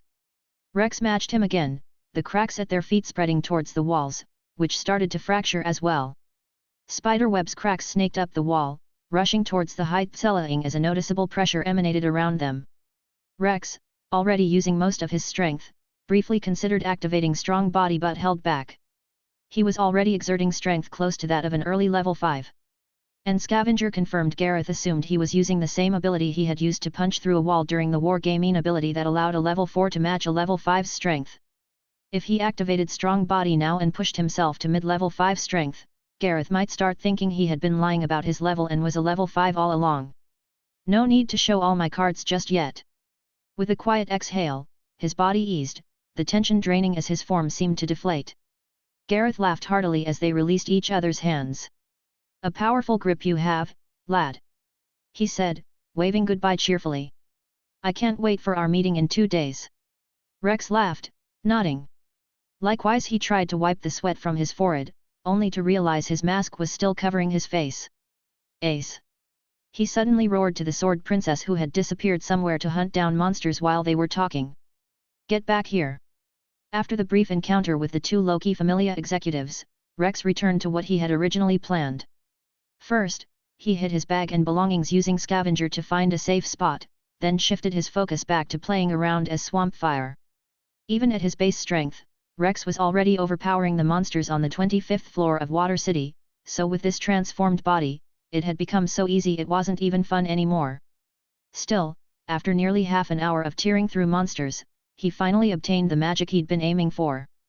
Siren's Scream, magic/active. The user amplifies their voice using mind into a devastating supersonic scream. The intensity and destructive force scale with mind usage and the user can shift into ultrasound, allowing for precise echolocation. The user gains high resistance to extreme decibel levels in ultrasound. Doubt I'll ever use this much, but it's good to have. He muttered as he walked through the large room filled with rivers. Screaming like a banshee in public didn't exactly sound cool or manly, but the skill had its uses beyond just yelling and echolocation. You see, Goliath's roar worked on everyone who heard the roar, ally or enemy, and it didn't have a target cap. That meant if he screamed loud enough and all of Orario heard it, everyone in the city would get buffed. That was ridiculous. Utterly overpowered. As expected of the ability of a monster Rex. And yet, it still wasn't in his S-tier picks because it didn't affect him, and as a solo player, he wouldn't benefit from it much. The only time he even saw himself using it would be during the Familia expedition a month or 2 from now. And with this scream, he can assure that everyone would hear it to get buffed. Anyway, now I should brutalize some light quartz to get their light beam magic, he decided. Their magic looked interesting and would probably become one of his most used, right up there with fire breath and overgrowth. Speaking of overgrowth, he mumbled just as a thick, thorn-covered tendril lashed from his back, skewering a fish mid-leap with a wet crunch. It thrashed once, then more roots erupted from his spine, stabbing into its body like spears, splitting it apart in mid-air. Blood sprayed, staining the surface of the water before meat and bones crumbled into dust, leaving only a single shimmering scale, which plopped into the water and drifted away with the current. Shouldn't I spend more time coming up with plants that can use my other magics, he thought. Maybe even a plant that could use Siren's Scream for him, applying Goliath's roar without him having to scream like a madman. After thinking it over, Rex decided to slow down for the day and try to create at least one plant that could use fire breath. After all, that magic was still his most destructive aside from Birakakele, and one of his most used overall. It might not be useful in the water capital, but he still wanted to upgrade it as soon as possible to boost his overall combat potential. I already tried Fire Lily, and it wasn't that. He sighed. Fire Lily had been too obvious, and it didn't resonate with the magic. Even Red Hot Poker, Fire Wheel Tree, and Fireweed plants that looked like fire and literally had fire in their name shouldn't worked. So what else? I mean, there is Sunflower, but if the others didn't work, then I doubt it would. Rex mumbled, reaching to massage the bridge of his nose only to be blocked by his mask. Ha! Scavenger, would a sunflower work? He asked, already knowing the answer but needing confirmation, and it was, in fact, yes. A sunflower will be able to use his fire breath. Brew, he muttered with a long sigh. Why the fuck would fire breath resonate with a sunflower and not other flowers literally called fire lily that looks like fire? He decided not to waste more time theorizing and just went with it. Using overgrowth, roots burst from his boots and dove into the ground, digging through it with a sharp rumble. A few meters ahead, the stone floor cracked as thick vines erupted upward in a spiraling and weaving together midair, forming a thick, towering green stalk nearly 8 meters tall. At the top, the sunflower bloomed its petals unfurling like a spinning wheel. A massive disk of dark gold sat at its center, large enough for Rex to lay comfortable like a bed. Bright yellow rays flared outward, forming a blazing ring, the head itself locked onto the far wall, aimed like a cannon. Rex grinned at the sight and roared, "Sunflower!" He pointed forward. "Use fire beam!" Of course, the flower didn't respond to voice commands. However, since he was still connected to it, he could use fire breath through it, similar to how he can use Scavenger through his roots. And as he activated fire breath through the plant, bright orange-yellow flames began to swirl inward, drawn to the center, the swirling mass pulling in air with a low, rumbling growl. The orb grew rapidly, layer by layer, until it ballooned to the size of the entire center disk, easily larger than Rex's whole body, far exceeding any fireball he'd ever produced. Then it erupted into a massive bright orange fire beam, thin at the bud and widening as it tore across the chamber. It streaked over Rex with a deafening whoosh, the sheer force of the heat ruffling his clothes and washing over him like a furnace blast. It slammed into the far wall nearly a quarter kilometer away with a thunderous boom that echoed through the stone, dust falling from the ceiling as the shockwave rippled outward. The fire beam kept pouring from the orb for several long seconds, the roar of it shaking the tree trunk and rumbling through the stone beneath Rex's feet. Then the beam began to waver, its edges flickering as its intensity dropped, the beam narrowing and dimming until only a shimmering trail of light hung in the air. From the far wall, a violent hiss erupted as cracks spiderwebbed through the stone, with water spraying from the cracks, turning that entire end of the room into a rising cloud of steam and mist. He had. He giggled like a gremlin at the sight of the sunflower that went limp. It felt like a real extension of his body, and firing fire breath through it was almost no different than using his mouth. But unlike with his mouth, he could channel both internal and external at once effortlessly. And since he could still use body furnace, that meant he could channel his blue dragon fire through the sunflower. Come to think of it, I haven't used my ultimate fire magic since the Goliath incident. He muttered, wondering how fast he could push it to blue again or maybe even purple. But then, something hit him. An epiphany. He let the massive sunflower wither into ash, then thrust out his right arm. Vines snapped to life, spiraling up from his forearm and wrist, weaving tightly into a compact stem about 25 centimeters long with its sunflower golden face angled skyward. A manic grin spread on his face. He gripped the stem with both hands, then unleashed his fire breath. With a blast, a beam of yellow-orange fire erupted from the center disk, a focused thin column of flames shooting 10 meters into the air with a sharp roar. Yes. He narrowed the stream, shrinking its length but not its intensity 10 meters. 7. 3, until it stopped at 1.5 meters. Yes. Then, he shaped while intensifying its heat. Fire twisted and solidified into the shape of a blade of pure, whistling yellow-orange flame. Yee! He roared at the flaming Zweehander with a green hilt and a flower guard. He couldn't remember the last time he'd been this excited. Was it the first time he reached mythical glory in Mobile League back on Earth? No. That didn't even come close. As for how he shaped the sword? Fire breath plus, magic/active use mind and air in lungs to release a breath of fire. Can also use the heat in the surrounding to form a fire breath in front of the opened mouth. Strength, size, heat, shape depend on mind usage and control. No chant. He has always been able to shape his fire breath once, molding it into a lance fired straight from his mouth, but it was clunky and inefficient. Sure, it looked cool, but fireballs were quicker, hotter, and easier to control. Now though, with overgrowth and the sunflower, the magic flowed like it was always meant to. What kind of man wouldn't want to run around with a flaming sword? So that's what he did. Rex went wild in the dungeon, his fire sword blazing as it carved clean through monster after monster, while also changing the weapons twin fire daggers, trident with flaming prongs, and a hammer with a head of fire. Of course, it took serious focus. Keeping the fire weapon and his swamp fire form going at once meant using 2 minds from mental compartment, so 3 minds in total. The mind drain was also intense, and he could only keep the weapon active for about 20 minutes before nearly hitting mind zero. Now, he stood barefoot without his swamp fire armor in a room on the 27th floor, surrounded by scorched stone and smoldering craters. Steam raised from the blackened pits where monsters had been pulverized beneath the force of his flaming hammer, the heat still radiating from the cracks.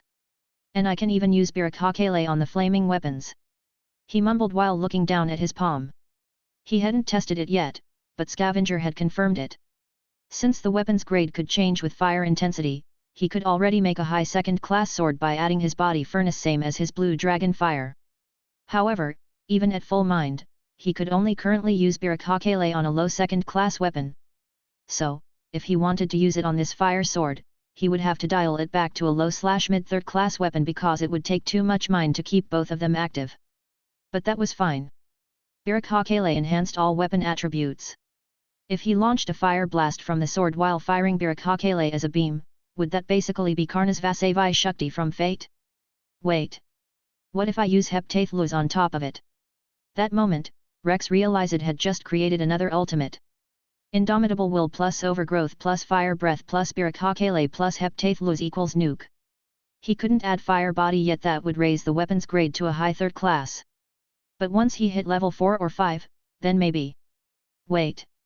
Another epiphany. Can't I fly? If he entered swamp fire form and created sunflowers on his feet and hands, couldn't he just launch himself like a rocket?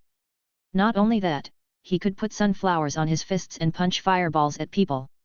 In swamp fire, he could basically become a firebender. Rex was ecstatic. So ecstatic that he had a boner? He looked down at the twitching bulge in disbelief. I need to calm down. Author's note: how do you like the combination magic Rex created?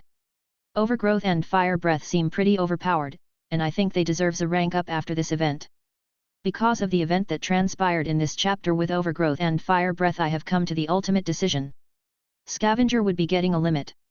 I feel like if he keeps collecting abilities, it would take interest away from the one he currently has and it would push some to the back, making them useless. Currently, he has 17 abilities under Scavenger, and I am still deciding what the limit would be. Probably 20 or 25. Maybe after reaching the limit, Scavenger would become able to delete abilities so he can replace them and then he can start building himself instead of got to get them all.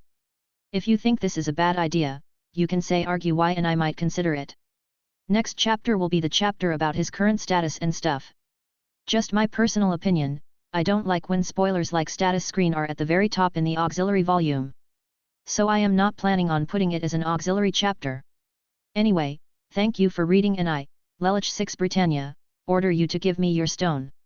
Chapter 66, Chapter 65.2. Current stats. Rex Magnus. Level 3. Strength SS1086, Endurance SS1126, Dexterity SS1096, Agility SS1096, Magic SS1086. Predator H. Luck I. Skill. Scavenger Harvest Stats, Skills, Magic, Properties, or Treasure from Corpses and Evaluate Quality. Skill, Strong Body, Body Furnace, Tremor Sense Plus, Heptathlus, Jackbird Dash, Vova Rage, Green Dragon Body Plus, Goliath Roar Plus. Magic, Blue Papilio Powder, Fire Breath Plus, Birakakele, Poison Release Plus, Siren's Scream. Physical Property, Sharp Retractable Claw, Nictitating Membrane Plus, Green Dragon Teeth Plus. Development Ability, Abnormal Resistance, H. Indomitable Will. Grants immunity to mind-based attacks, enhances physical and magical growth through trials, enables multitasking and rapid skill mastery, and in dire moments, suppresses pain, boosts mental fortitude, and significantly increases all stats. Dragon's Bane. Massively increases all abilities when fighting any dragon-type monsters. Development Ability. Predator, H. Any target the user chooses to hunt is automatically marked with Prey Mark, improving all the user's combat abilities against them. Users can also apply Primal Terror to beings with Prey Mark that are significantly weaker or consumed by fear. When a Prey Marked target who isn't significantly weaker than the user is killed, the user temporarily gains a burst of power, slightly regaining stamina, mind, and regenerating injuries. Prey Mark fades if the target escapes beyond range or if the user removes the mark. Predator, H. Stacks 9 times, lasting for 1 minute and 30 seconds. Once the timer runs out, all stacks are removed and users have to restart. Luck, I improves luck. Skill. Scavenger. Scavenge a dead being to gain up to 10% of its stats point. Chance to get skill from the corpse. Low chance to get magic or physical properties from the corpse. Stats, skill, magic, or properties can be declined. Status is automatically updated. Treasure detection. Sense and judge the quality of anything, including abilities, people, objects, locations, or even abstract concepts or properties. Scavenged abilities, 17 / Skill. Strong body, skill / active roar to greatly increase your strength, endurance, and agility, while slightly reducing magic. Body furnace, skill / passive greatly increases fire / heat resistance and fire elemental magic damage, while reducing mind usage when using fire elemental magic. Capable of increasing internal temperature to a high degree. Tremor sense plus, skill / active users can detect vibrations in the ground to perceive objects, people, and other aspects of their environment, essentially acting as sonar, but through earth. Heptathlus, skill / active when activated, the user's next 7 attacks within 7 seconds each deal 70% more damage than the previous one. After use, the skill has a 12-hour cooldown before it can be used again. Jackbird Dash, skill / passive while being chased, massively raises user's agility, slightly increases endurance, temporarily grants the development ability Escape. The effects are dependent on the user's level.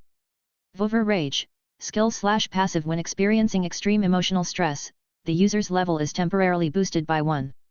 Stat values remain at the same value as they were at the previous level.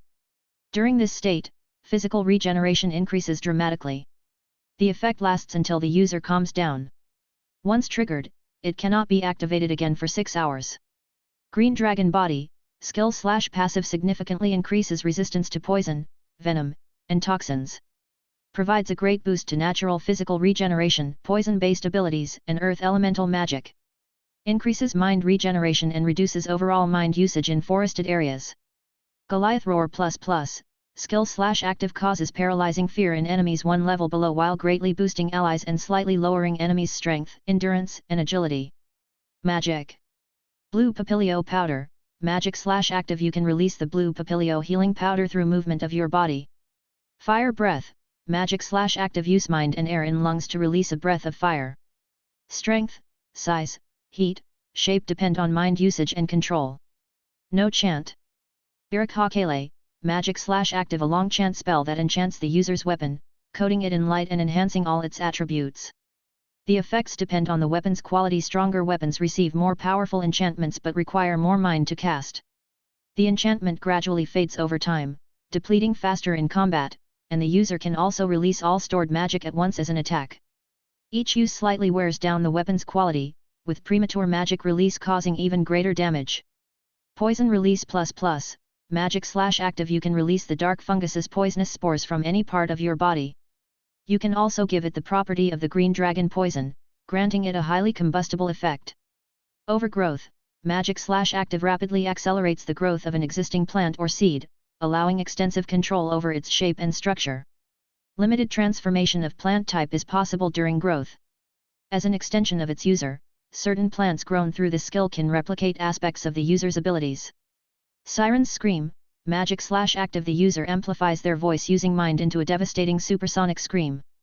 The intensity and destructive force scale with mind usage and the user can shift into ultrasound, allowing for precise echolocation. The user gains high resistance to extreme decibel levels in ultrasound. Physical property. Sharp retractable claw, physical property sharpens the nails on the hands and legs, turning them into sharp retractable claws. Effective after a good night's sleep.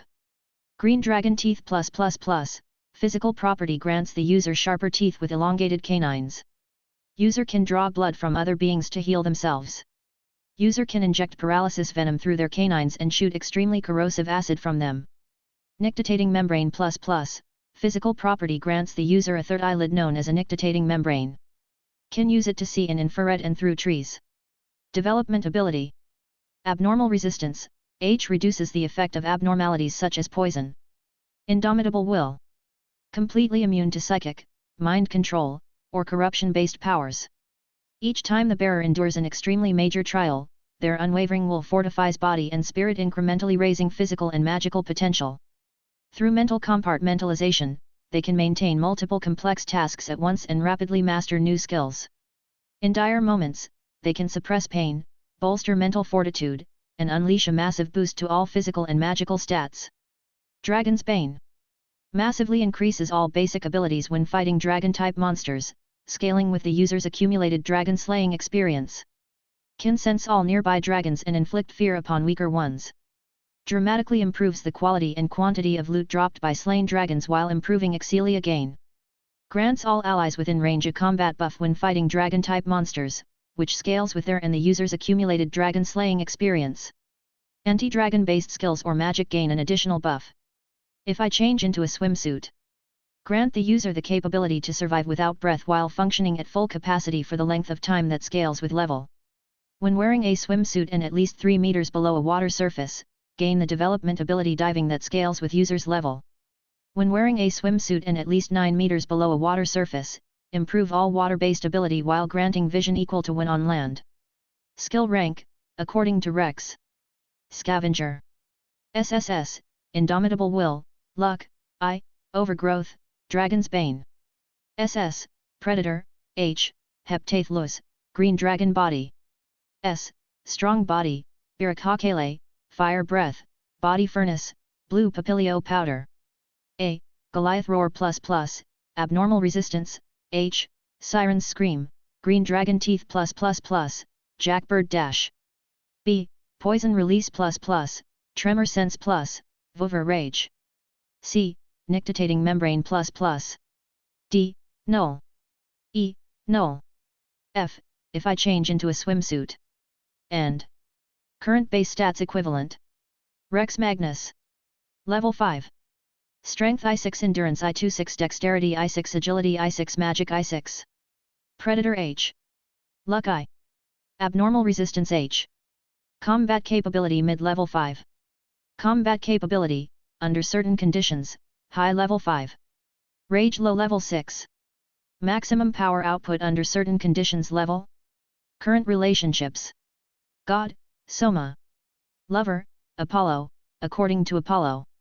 Love Interest, Rex Magnus Lapis Bafong Senju, the Red Dragon of Infinity. Idol, King Otter, Otter Don't Know Bro. Family, Tsukai no Kamaika Ed, Shino no Momiji, Coco Collins. Close Friends, Xanis Lustra, Rose Fanet. Friends, Naza, Maik, Demeter, Chandra Iat, Yamato Mikato, Ermid Tizanare, Durlan Herrick, Hermes, Hyacinthos, Bel Cranal, according to Bell. Acquaintances, Bel Cranal, Ryuolion, Welf Krazo, Hestia, Lilyruka Arde, Gareth Landrock, Asfi Al Andromeda, Apollo. Enemies, Freya, according to Rex's subconscious, Hyacinthos, according to Hyacinthos. And true name? Author's note, if I missed anything or made a mistake, please let me know. Anyway, thanks for reading. Chapter 66, Theories. The sun hung low in the sky, casting golden rays through the tall window of the northernmost spire of Loki Familia's home, a castle-like collection of towering spires on a patch of land barely a fifth the size of Soma Familia's compound. On the highest floor sat Finn's office, a spacious room lined with bookshelves that stretched toward the high ceiling. A faint glow flickered from the large fireplace tucked into the corner, and in the center of the room lay a red carpet embroidered with the Loki Familia emblem, a small sitting area arranged atop it. Directly across from the entrance, with the sitting area between, stood a wide desk with a few stacks of paperwork. Finn, the Palom captain, sat behind his desk, steadily working through the paperwork, golden light from the setting sun spilling from the tall window behind him. He wore a casual unbuttoned golden vest over a loose white shirt, his golden hair and part of his handsome face illuminated softly by the warm sunlight. Riveria reclined on a plush, emerald green couch placed beside one of the bookshelves near the fireplace. Her long, jade-colored hair falling gently down her shoulders as she leisurely enjoyed a cup of tea, calmly reading a new book by one of her favorite authors. This latest volume detailed his recent adventure to the northern regions of the world and the fascinating findings he'd discovered there. Although she could have enjoyed her reading in the quiet solitude of the study, Riveria knew that Loki and Finn often required her assistance during paperwork sessions, so she had chosen to remain nearby. Loki, meanwhile, was hunched dramatically over a smaller desk positioned on another side of the room. Her vibrant red hair looked slightly disheveled, with an exaggeratedly miserable demeanor as she sniffled loudly, scribbling on a form with visible reluctance. The room was steeped in silence, broken only by the scratch of pens and the soft rustle of turning pages. Loki glanced up, hoping to banter with her executives, but their intense focus kept her quiet until the door creaked open. Gareth. Loki practically leapt from her seat as the dwarf stepped inside, shutting the door behind him. How was your run with my ace? Loki cheered, eyes gleaming, practically begging him to say something interesting. Same as usual, Gareth replied with a shrug, slumping onto a nearby stool. Oh, really? Loki grinned mischievously. So you're saying she went through a hard time? I ain't say that, he shook his head. Same as usual, I said. Ignoring him, Loki leaned forward, mischief lighting up her face. So what I'm hearing is that I should go check up on her, maybe give her a pep talk. Loki, Finn's voice cut in sharply without him looking up. Loki froze instantly. Get back to work. With a dramatic sigh, she slumped back into her chair, mumbling about being treated unfairly. Oh, right. Gareth spoke up again after a beat. Ran into Soma's lad down on the 25th floor. Rex, that was his name. Looked like he was wandering around solo. Solo. Riveria raised an eyebrow, lowering her book slightly. Wasn't he a level 3? Turns out he's level 4. No it after the war game, Gareth said with another shrug.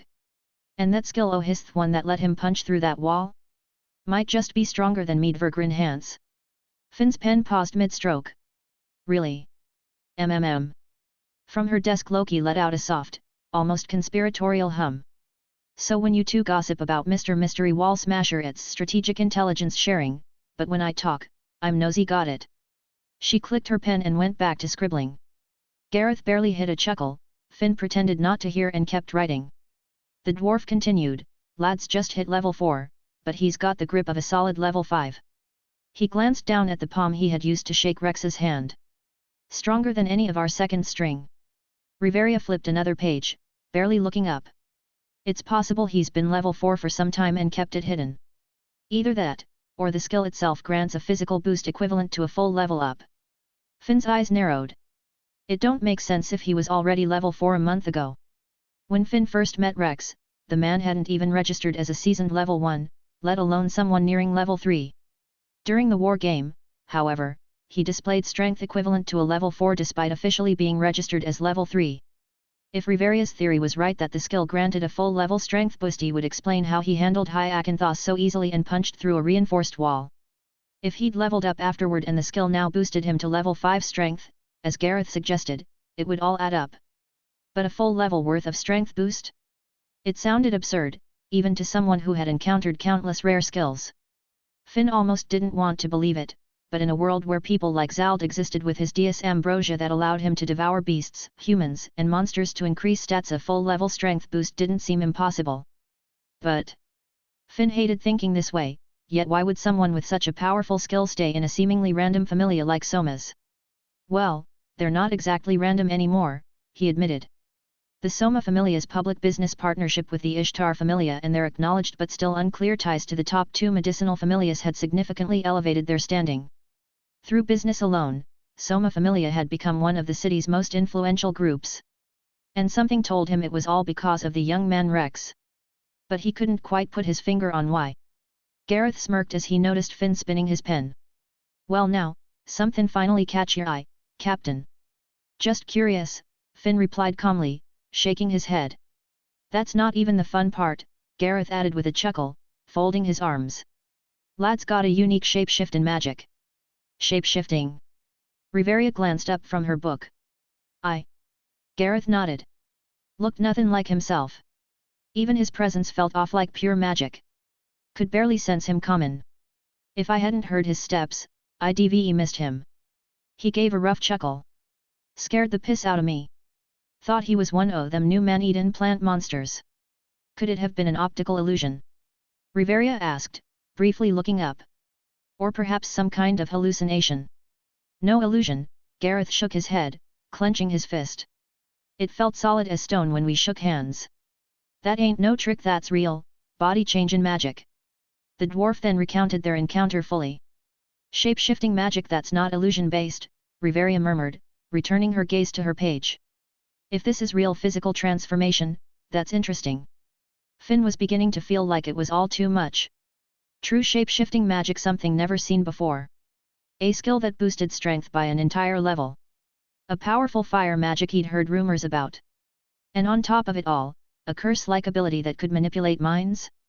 With just a single word, Rex had incapacitated several level 2 adventurers without visible consequence. And somehow, he seemed to be the driving force behind Soma Familia's sudden rise. If such an adventurer existed, why stay in Soma Familia? Loki, Freya, or any of the top familias would have eagerly welcomed him, offering their resources without hesitation. So why remain there? Something feels off, Finn thought, his eyes drifting toward the half-finished paperwork before him. The memory of their first meeting kept returning. Finn prided himself on his ability to gauge strength at a glance. Yet that man, 1 month ago, had seemed no more than a greenhorn level 1.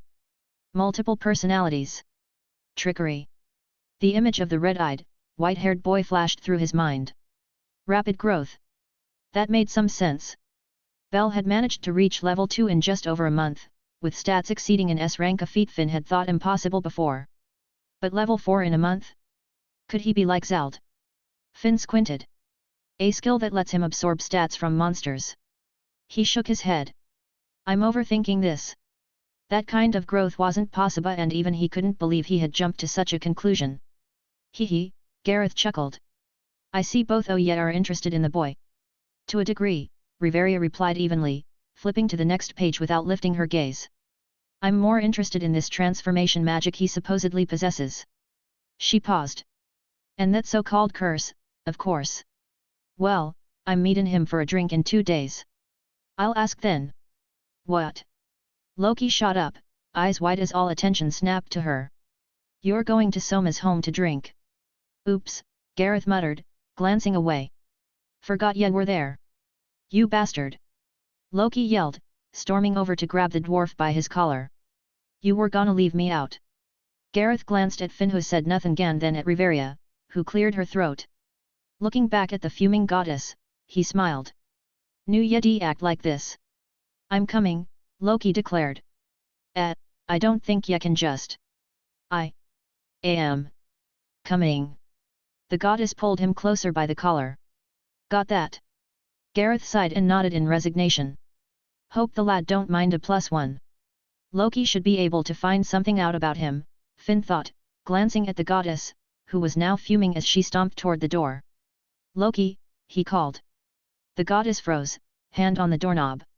She'd clearly hoped to use the chaos as an excuse to escape. Get back to work. To be betrayed by my own captain so viciously, so callously. Loki cried, clutching her chest as if she'd been mortally wounded. What have I done to deserve such cruelty? Without lifting her eyes from the page, Riveria murmured in Elvish, your suffering is self-inflicted. Loki spun. I heard that, you pointy-eared ice queen. You're being overdramatic, Finn said flatly, barely glancing up as he signed another paper and added it to his nearly finished stack. In contrast, Loki's own pile remained barely touched, maybe a 10th completed. When have I, the goddess Loki, ever been dramatic? She shot back, spinning on her heel. Finn stared at her for a beat, then calmly looked back down at his paperwork. Just finish your work, Loki. Ow. Loki blinked. That kinda stung, to be honest. She sighed and trudged back to her desk, grumbling as she sat down. Gonna need the good stuff tonight. Welp. Gareth slapped his thigh. Report's done, so I'll be heading out to Drizaeep. Before Loki could retort, he was already out the door. Is that all? Rex mumbled with a frown. It was his second day in Water City, and Rex hadn't left the floor, let alone the dungeon itself. Since nearly drowning, he had only went back into the water to shower, sticking to dry ground and hunting only the few monsters whose abilities interested him, which weren't many. Aside from the siren ability he gained on the first day, the other notable one came from the light quartz monster. Light quartz light, magic/active, shoot a golden beam of light from your eyes, strength scales with magic stats. The ability sounded cool but was considerably weaker than fire breath. It lacked versatility. The beam's strength and mind cost were fixed, he couldn't adjust its power by changing mana flow. It stayed consistent regardless of how much energy he used. Instead of a continuous beam, it fired more like golden bullets. Still, because they scaled with his magic stats, which were equivalent to a level 5 THEY, tore through level 3 monsters like wet paper and could easily take out most level 4s. For anyone below level 4, the shots were nearly impossible to dodge. Even if someone managed to evade a few, the magic was spammable enough to wear them down. Its only downside was how static it felt. The next skill was from the Iguazu, crimson swallow monsters known as the fastest creatures between floors 1 and 36. They moved so fast they appeared invisible to most level 3 adventurers, and even level 4s only saw a red blur, earning them the nickname Red Flash. The skill was Iguazu Dash, skill / active instantly dash forward in a straight line. Distance scales based on level. Consumes all current endurance, converting it into temporary agility, then increases agility by 1 level. Using the skill boosted his agility to 2262, temporarily granting him the speed of a newly minted level 6 for the duration of the dash. It was his best travel ability since he could activate it again immediately after each dash. But at that speed, Rex could barely register his surroundings. If his aim was slightly off, crashing into a wall could easily snap his neck's lower endurance simply couldn't handle that velocity. Even without collisions, the sudden acceleration and abrupt stops generated enough G-force to nearly knock him unconscious during a test dash a few hours earlier. But with enough practice, he hoped to eventually learn how to shift directions mid-dash. These 3 abilities were the only notable ones he'd obtained from surface-level monsters in Water City. He had hoped to gain flight from the hovering Voltimaria, but it turned out to be a physical property. Everything else was either a physical property or a weaker version of skills he already possessed, like the tremor sense from a burrowing snake. He sighed. Of course, he hadn't yet scavenged the Carbuncle ultimate prize of this era, but he'd expected more from the basic monsters. What a shame, he muttered. Guess it's time to hunt the Carbuncle. Carbuncles were even rarer than unicorns or Vouvras. Despite being only level 3, these monsters had exceptional magical power, able to generate barriers rivaling first-class level 5 mages. It was a skill Rex badly needed. Aside from strong body and body furnace, he had no solid defensive abilities. Even if he did, a magic barrier like that was too useful to ignore. However, none are alive right now. Rex blinked. Aren't they supposed to be rare? How were all of them killed? A quick exchange with Scavenger answered his question. Damn! Only one carbuncle existed at a time. Essentially mini-monster Rexes, their respawn interval was 1 month, similar to the Amphisbaena. The next carbuncle wouldn't appear for several more days, and if he missed it, he'd have to wait an entire month. Unless he got lucky and pulled its magic on the first try, it would be a long wait. Rex was already annoyed at the thought of failing the pool, and he hadn't even tried yet. Well, since there's nothing else to do, I guess it's time to leave. All 3 of his bags were full, and he had a meeting with Gareth the following evening. It was time to return and rest. And I'm out of potions. He patted his empty pouch. Guess I'll visit Naza and my ache again. How long has it been? The last time he saw them was before the war game, when he asked my ache to bet under his name and picked up potions for the fight about a week ago. Since then, he'd been busy with the large tree and Water City. My ache had already sent Rex's 70% cut of the bet winnings to the Soma Familia, and Rex was still using leftover war game potions, leaving him with no reason to visit earlier. They should still be awake, right? He asked Scavenger, but they weren't. Really? What time is it? Midnight. Did I lose track of time? He massaged his temple. Could have sworn it was still afternoon. Shrugging it off, he decided he'd visit them early tomorrow, no, technically this morning, to catch up and restock potions. He planned to spend the rest of the day gambling before meeting Gareth. No need for more dungeon diving, today could be a break. Welp, he stretched his arms overhead. Time to return to the surface.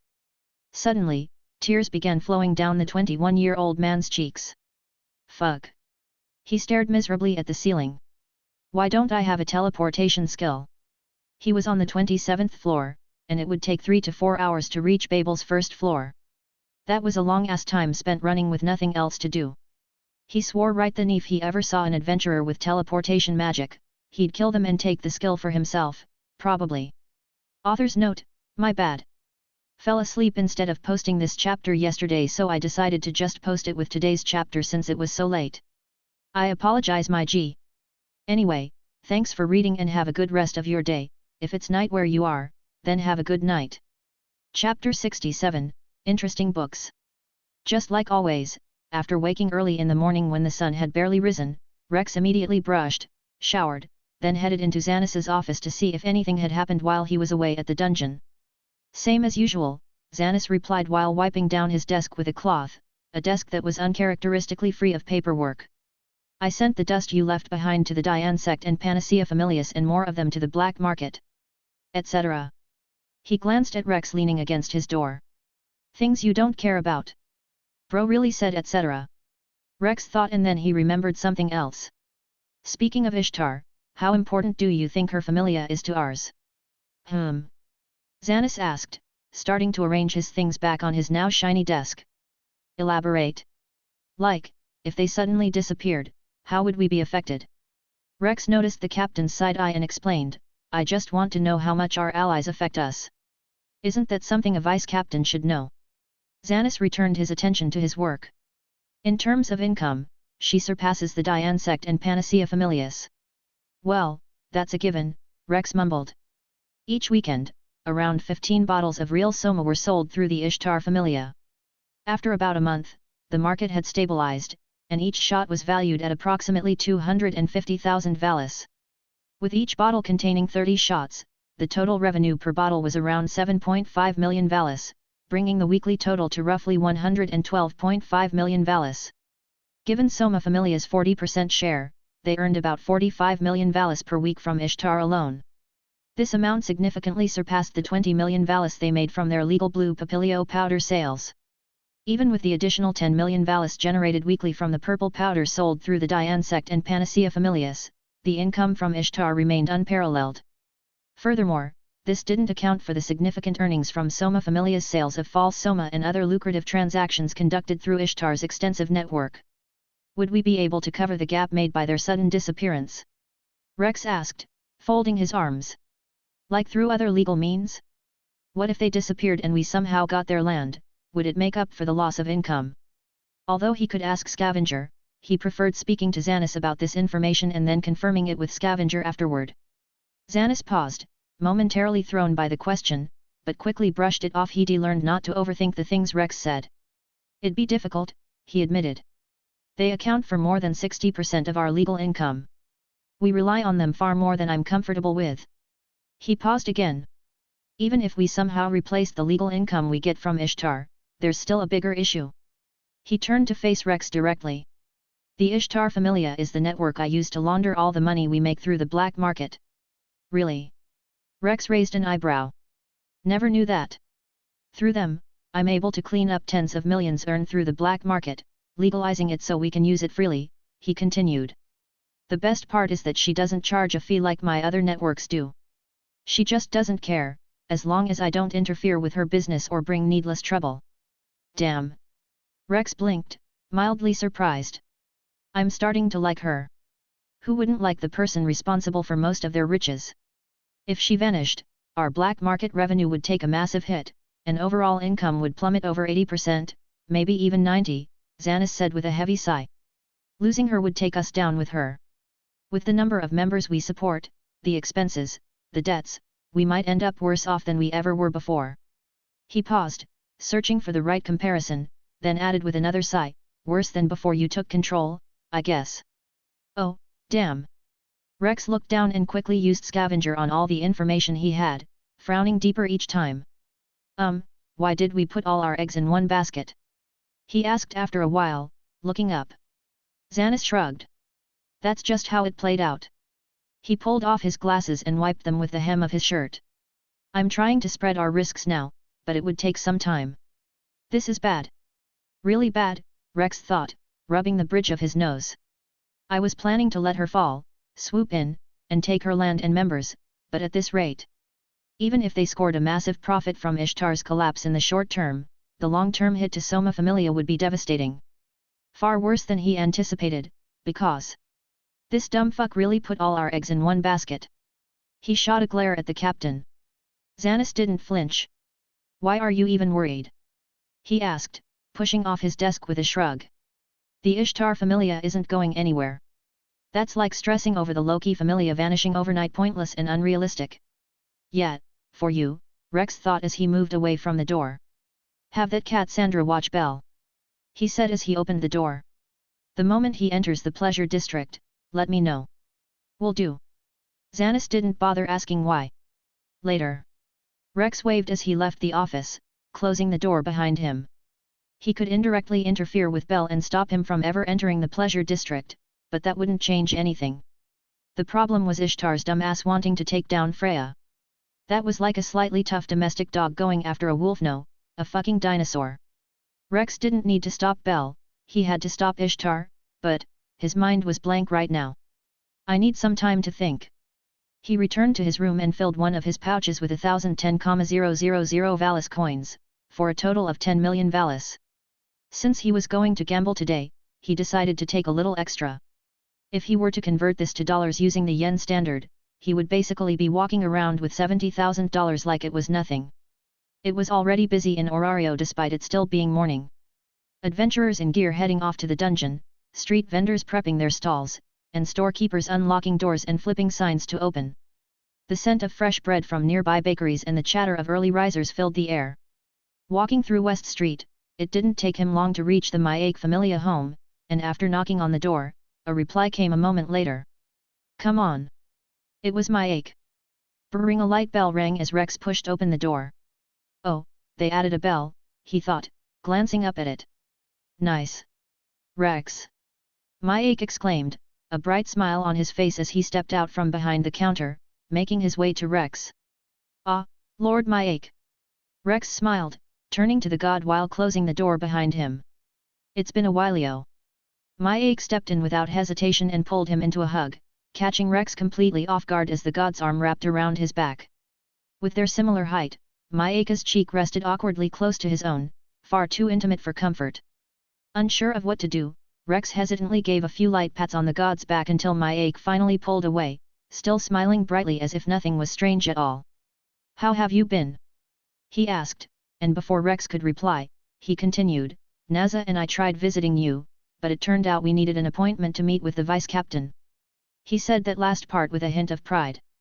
Appointment? He didn't know anything about that. But every time we tried to set something up, a letter came back saying you were in the dungeon. He met Rex's eyes with a touch of concern. You've been down there that often? Circling him slowly, Massacre gave him a quick once-over. You okay? Any injuries? You shouldn't push yourself so hard, spending too much time in the dungeon can catch up with you. Haha, don't worry. Rex shifted into a side chest pose. Even through the fabric, his physique was impossible to miss. As you can see, I am in peak condition. Massacre, now standing before him again, gave a nod as Rex let the pose drop. And what about you two? Rex asked. How've you and Naza been holding up? I imagine that war game payout must have helped a lot. Yes, we've been good. The god nodded as he walked back to the counter, Rex following behind him. And thanks to you, we were finally able to make a dent in the loan we had. He paused mid-sentence, looking a little uncomfortable after the reveal. Yeah, I already knew you guys were in debt, Rex thought. Seeing the god's reaction, he decided not to pry and was about to ask something else, but Massacre suddenly spoke again. I suppose it's only right for you to know, he said with a sigh from behind the counter. No, Rex blinked, I don't have the right to know shit, but sure, go ahead, he muttered internally, making no move to interrupt the god's sudden need to overshare. Naza used to be a dungeon crawler like you, Rex, he began in a low voice as his eyes lowered to the countertop. But one day, during an expedition, an accident occurred. He paused, his jaw tightening slightly. A monster took her right arm. Rex didn't say anything and let the god continue. I managed to get a custom-made silver arm from Diane Sect, he said, the name rolling off his tongue with an uncharacteristic anger in his tone. But that put us into a lot of debt to that sly god. And when the other members found out, they left us. Rex stared at the god, searching for words and coming up empty. Damn, that's tough, he said. Massacre chuckled. Yeah, it is. How much do you guys owe currently? Rex asked. 40 million, he replied. Through the years we weren't able to make much of a dent, but your purchases and that bet really helped us. That's manageable. He figured he would help a friend out eventually, but first things first.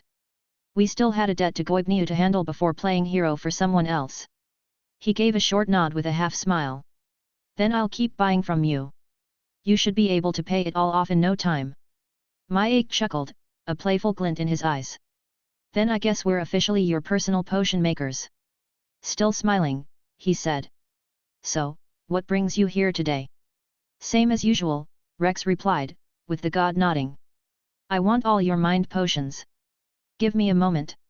Massacre said with a nod as he turned to the back. Soon 23 mind potions and 3 dual potions were arranged neatly on the table. That'll be 400,000. Of course, Rex knew he'd probably dropped the actual price by more than 50,000 but said nothing. He paid without complaint, but as he was about to pack the potions, he paused and had forgotten to bring a bag. Massacre seemed to notice and quickly reached under his desk, pulling out a cross-shoulder pouch. You can have this, he said, handing it over with a smile. No need to return it. Oh, and he brought out another box, opening it to reveal 5 pristine bottles filled with red liquid. Picking one out, he offered it to Rex. Why don't you take this too? Thank you, Rex said, accepting the bottle. He glanced down at it, then froze. This. His eyes shifted to the still smiling god. This is an elixir. He hadn't noticed it at first because the bottle and color were different from what he was used to, but Scavenger confirmed it. A high-quality elixir. Indeed, Massacre nodded. Naza finally managed to make one using one of the purified blue papilio powders you gave her a few weeks ago. He puffed up with pride. Now she's up there with the top potion makers in Orario. Phew phew phew. Right. Rex looked down at the potion. Well, I don't think it's much of an achievement when that ingredient's a cheat code, he thought, then said, I can't just take something so expensive, Lord Massacre. No, don't worry, Massacre said, waving it off. Naza wouldn't mind. You've helped us a lot, these is the least I can do. But 500,000. Please, I insist. Massacre cut him off. Rex sighed. All right, he nodded, adding it to the pouch. Why don't I buy the other elixirs too? He had planned to visit Panacea Familia to get some, but if Massacre was offering, he'd rather buy from a friend. Massacre stared at him for a beat then smiled. That would be 2 million. He had cut the price by a solid 500,000. This time, as Rex arranged the coins, Massacre made sure he watched closely so he wouldn't sneak in any extras. Thanks again, Rex said as he packed the bottles into the cross-shoulder pouch. I'll be leaving now. Tell Naza I stopped by. Wait, I'll go get her. Massacre raised a hand to stop him. She's been wanting to see you. It'd be a shame if she missed you. He was cut off by the sound of hurried footsteps from the back. A moment later, the rear door swung open. Naza stepped out, eyes locking onto Rex in an instant. Her face lit up. She must have caught his scent, but clearly wasn't dressed for guests. She wore a long-sleeved, milk-white chemise that flowed down to her ankles. The soft fabric clung lightly to her figure, the outline of her chest rising and falling with each breath. The material left little to the imagination, subtly outlining the curves beneath, and the faint peaks pressed clearly against the thin fabric at the front didn't go unnoticed. Her tousled hair was messy like she'd just rolled out of bed. Her right arm was hidden in the sleeve, but the faint gleam of a silver prosthetic shone beneath the light of a magic stone lamp. Ah, Naza! Rex greeted as he met her purple eyes. How have you been? She gave a soft smile, her tail clearly wagging beneath her gown. It's been a while. Rex, she said, walking toward him. I missed you. Thank God my tail's short and always under my pants, Rex thought, side-eyeing her wagging tail. If he were like Bet or any other long-tailed mutt, things would be awkward.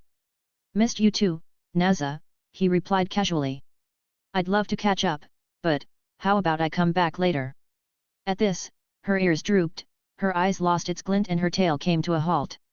Why? Ahem. Massacre cleared his throat sharply, drawing Naza's attention. Then he tilted his head and subtly motioned downward. Naza looked down at herself, and froze. Her eyes widened, tail bristling like a struck match beneath her gown as a deep blush bloomed across her cheeks. Ah! She squeaked, eyes darting toward Rex before snapping away. With her fluffed-up tail standing at full alert, she spun around like a startled cat. Moving like a clockwork doll, she shuffled quickly back through the door and disappeared behind the frame. Massacre let out a light laugh. She really wanted to see you, hey? He said, still grinning. Suddenly, Naza's head peeked out from behind the doorframe, her eyes avoiding his. Promise to come back later? She asked quietly. Of course, Rex nodded, giving a small wave. I'll catch you guys later. Later, Massacre waved, and Naza disappeared again into the back. Leaving the shop with a soft bring from the bell, Rex closed the door behind him and stretched. "Let's drop this off in my room, then hit the gambling house," he thought, deciding to come back here again before the meeting with Gareth. While walking back to Cupidinem, he decided to stop somewhere for breakfast, but on the way, he spotted a casually dressed red wolf walking down the street. She wore a simple dress shirt tucked into black pants, paired with black shoes, and being the creep he was, he followed her curious where she was going. As expected, she entered the library. He thought as he stepped inside, watching her ascend the stairs. "I haven't seen her show much emotion, so, why don't I shock her?" He chuckled to himself, rubbing his palms together, which made a glasses-wearing girl hurry past him with a concerned glance. Ignoring her, he climbed up to the third floor where the morning sun filtered gently through tall, dust-flecked windows, casting long beams of light across the wooden floor. He spotted Rose seated alone at a small table beside one of the windows, tucked away in the quietest corner of the library. Shelves surrounded her like walls, and it looked like she had brought her own book to read, fully immersed in the solitude. He crept forward without a sound, and just as he raised his hands to give her a little scare, curiosity got the best of him. He leaned in slightly, peering over her shoulder to see what had her so hooked. The red-furred werewolf didn't even flinch, completely absorbed, unaware of the chienthrope quietly behind her. Rex read silently as she flipped the page, completely engrossed. After a few minutes, he read out loud, he growled. No spoke, growled, "You re mine now, kitten," and she forgot what dignity even was. At the sound of his voice, Rose froze, her ears shooting up and her shoulders locking in place. Her brain shut off the moment he bit her thigh. Logic? Gone. Morals? Deleted. God? Who's that? She wasn't just wet, she was biblically damp. Like arc-level flooding. Rose suddenly slammed the book shut with a bang. "Hey, I was reading that," Rex said, reaching out to snatch the book while casually stepping back. He flipped to a random page and cleared his throat. Her thighs had the audacity to clench like they had a mind of their own. Traitors! Rose shot to her feet, her chair falling back as she whipped around, snatching the book from his hands with a sharp motion. Her face was blazing red, nearly the same shade as her hair, and her eyes narrowed with a mix of embarrassment and accusation. "Ah," Rex nodded in understanding. "So you're one of those. Those what?" She stuttered as she hid the book behind her. "Gooners," Rex said bluntly. She didn't know what that meant, but she didn't like the sound of it. Clearing her throat, she forced her face back into its usual stoic expression. "I was just curious, that's all." "I've been standing behind you for 3 minutes, Rosalina," Rex said, shaking his head. She stiffened again. "You were so into it you didn't even notice a 6'3" man breathing behind you. But don't worry." He patted his chest in understanding. "I don't discriminate against my friends. I was just curious," she repeated, this time slower, trying to keep the last bit of dignity she had left. "Was it the Mafia one or the Dragon one?" he asked, casually stepping forward. She tried to take a half step back, but her desk was right behind her. "No, wait, don't tell me. It was the cursed prince who bites, right? Definitely had biting energy." "I said I was curious," she repeated for the third time, her voice clipped. "It's just fiction." Right. Just fiction." Rex hummed. He tilted his head, considering something, then smirked. "You know what? Let me guess how the scene went." She blinked. "Don't." He stepped closer, his voice dropping a pitch as he slipped into a mock sultry tone. "I shouldn't want you, princess," he said, stalking toward her with slow, deliberate steps, each one exaggerated like he was acting on stage. "But every time I see you, it's like my control snaps." Her eyes widened slightly. Rex brought his hand up, brushing invisible strands of hair from her face like he was cupping her cheek, leaning in just enough that her ears twitched at the warmth. "You drive me crazy," he growled softly, dipping his head down until his amber eyes met her golden ones. "Every inch of you screams mine." Rose's hand tightened on the book behind her back. Her ears twitched again, her face still frozen, but a faint pink was spreading back across her cheeks, creeping down to her neck. Not noticing this, Rex leaned in even closer, bracing one arm on the desk behind her as his voice dropped to a whisper. "So what if the world burns?" he murmured. "I'd rather burn with you," than live without the taste of you on my tongue, Rosalina. The nickname rolled off his lips into her ears, sending a visible shiver down her spine. There was silence. Then. Okay, whoa. Rex suddenly blinked, eyes widening like he had just realized something. He took 2 quick steps back, lifting both hands. There was a lot of tension in that, he said, blinking rapidly. Let's not do that again. Rose looked away and cleared her throat. Yeah, let's not. Rex tilted his head. It looked like you liked it, Miss Goner. I didn't like that, she said flatly, though her ears were still twitching. Your tail says otherwise. At his word, she stiffened and quickly used her book to stop her wagging tail. Oh ho ho ho. Rex nodded. You know, I could do the voice again. Don't you dare. She glared at him but her eyes held no daggers. He grinned as he leaned towards her. Tell me who owns you, little wolf, he whispered. The book slammed into his face as Rose smiled slightly. Fuck off. Clearly trying to change the subject, she asked, what are you doing here? Rex decided to follow along. Was coming back from shopping and figured I should grab breakfast when I saw you. He patted his pouch. By the way, have you eaten yet?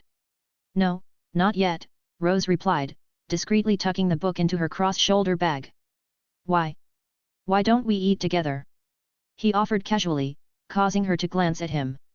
It would be better to eat with a friend, my sister. She stared at him for a few seconds then nodded slowly. All right. She said, as she turned to collect her things from the reading desk. After packing, she slinged the bag across her shoulder. Let's get going. Author's note, how was the chapter? Felt like it was a bit slow, but I think it was good. Also, what do you think about the Ishtar familia? As you might have noticed, I am planning on keeping them alive. What do you think about that decision? I am a bit reluctant but it seems like the right thing to do at this point. Haven't really thought of anything solid yet but I still have a few more chapters before the event happens so I have some time to think. Anyway, I hope you enjoyed the chapter. Thanks for reading and I wish you well. Chapter 68, Walk and Talk. Rex and Rose stepped out of the Golden Chalice, the Annapurna Familia's upscale restaurant, the polished oak doors clicking shut behind them. Morning sunlight reflected across the cobbled streets and polished windows of Orario's shopping district, where clothing shops and cafes were already drawing in early crowds. What are you planning on doing now? Rex asked as he began walking with Rose to his right, heading to the library. Going back to reading. Rose coughed, the memory of the library incident flashing back. She quickly composed herself and gave a small nod. Yes, she replied truthfully. You. Gambling. She said before he could reply and he nodded. You seem addicted, Rose muttered, giving him a sideways glance. Every time you don't go to the dungeon, you walk in with a check from a casino to cash out. Is that all you do on your day off? Basically, yeah. He shrugged. It's fast money, it's interesting, and makes the day go by without feeling wasted. He glanced at the redhead beside him. Feels productive, and hey I can stop whenever I want. Rose gave him a look. That's exactly what an addict would say. Says the one who does nothing but read all day, Rex countered. And if you're not reading, what do you even do with your time? Last time you said you don't have any friends. I was joking, Rose cut in, exasperated. I have friends, Rex. Really? Rex raised a brow. Please, tell me 3 of your friends.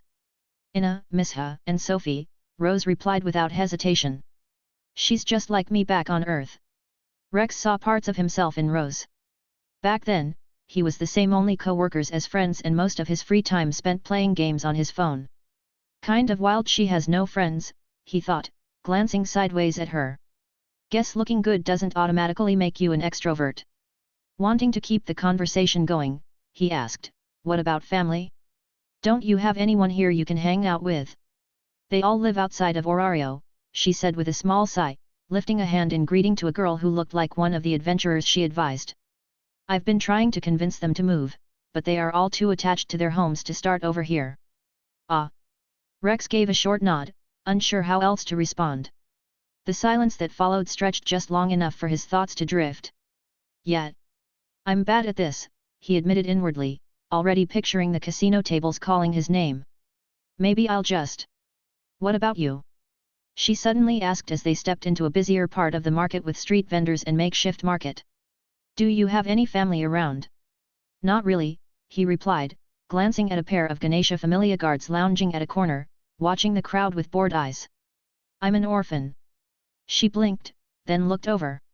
Seriously? You didn't know? He raised a brow, half curious. Why would I? She glanced ahead. It's not like you wrote that in your guild file. And I'm not I don't look into people's personal history. Right, forget this world's paperwork isn't exactly comprehensive. He nodded. Well, I was left in an orphanage in 123 Fake Street Deadless district after my birth. You're joking. Rose raised a brow. There's no way that's an actual address. Dead serious, Rex said with a straight face. There's also 666 Crime Circle 404 Nowhere Lane and me personal favorite 000 Disguise Avenue. Rose sniffled, quickly looking away as if something caught her attention down the street. I don't know how you can say that with a straight face, she muttered, trying and mostly failing not to laugh. After regaining her composure, she turned back to him. So I guess that's why you joined a familia? To get away from 123 Fake Street? Nah, not really. Liked it there. He gave a small shrug, earning a surprised look from her. I was sort of pushed into adventuring. That much was true. Prime Rex had never planned to become an adventurer, but after falling into debt with a gang, he had no choice. Joining a familia was the fastest way to earn money, and Soma's was one of the easiest large ones to enter. I see. Rose murmured. Of course, she took it the wrong way. In her mind, pushed into it translated to forced into killing. After all, she had bought into the nonsense Rex once fed her about being a killer before being an adventurer. It made sense, from her perspective. Have you ever thought of quitting? She asked after a pause. You're a level 5 now, and since you were forced into it, you must not like it. At first, he admitted. But now I enjoy it more than anything else in this world. I mean, dungeon diving is fun as hell. You should try it sometime. He shot her a grin. I'm not in tune with risking my life for money and adventure, she replied flatly, rejecting the idea without hesitation. So you won't be quitting until you die down there. Or until the one-eyed black dragon is killed, Rex added with a shrug. After that, I'll find a wife and settle down in some seaside town and sell flowers. Romantic, Rose remarked dryly, her voice as flat as ever. But are you sure you can actually get a wife? I can get any girl I want, Rose, Rex declared, all confidence. Luke's that brunette? That grey-haired girl? Even the Amazon over there.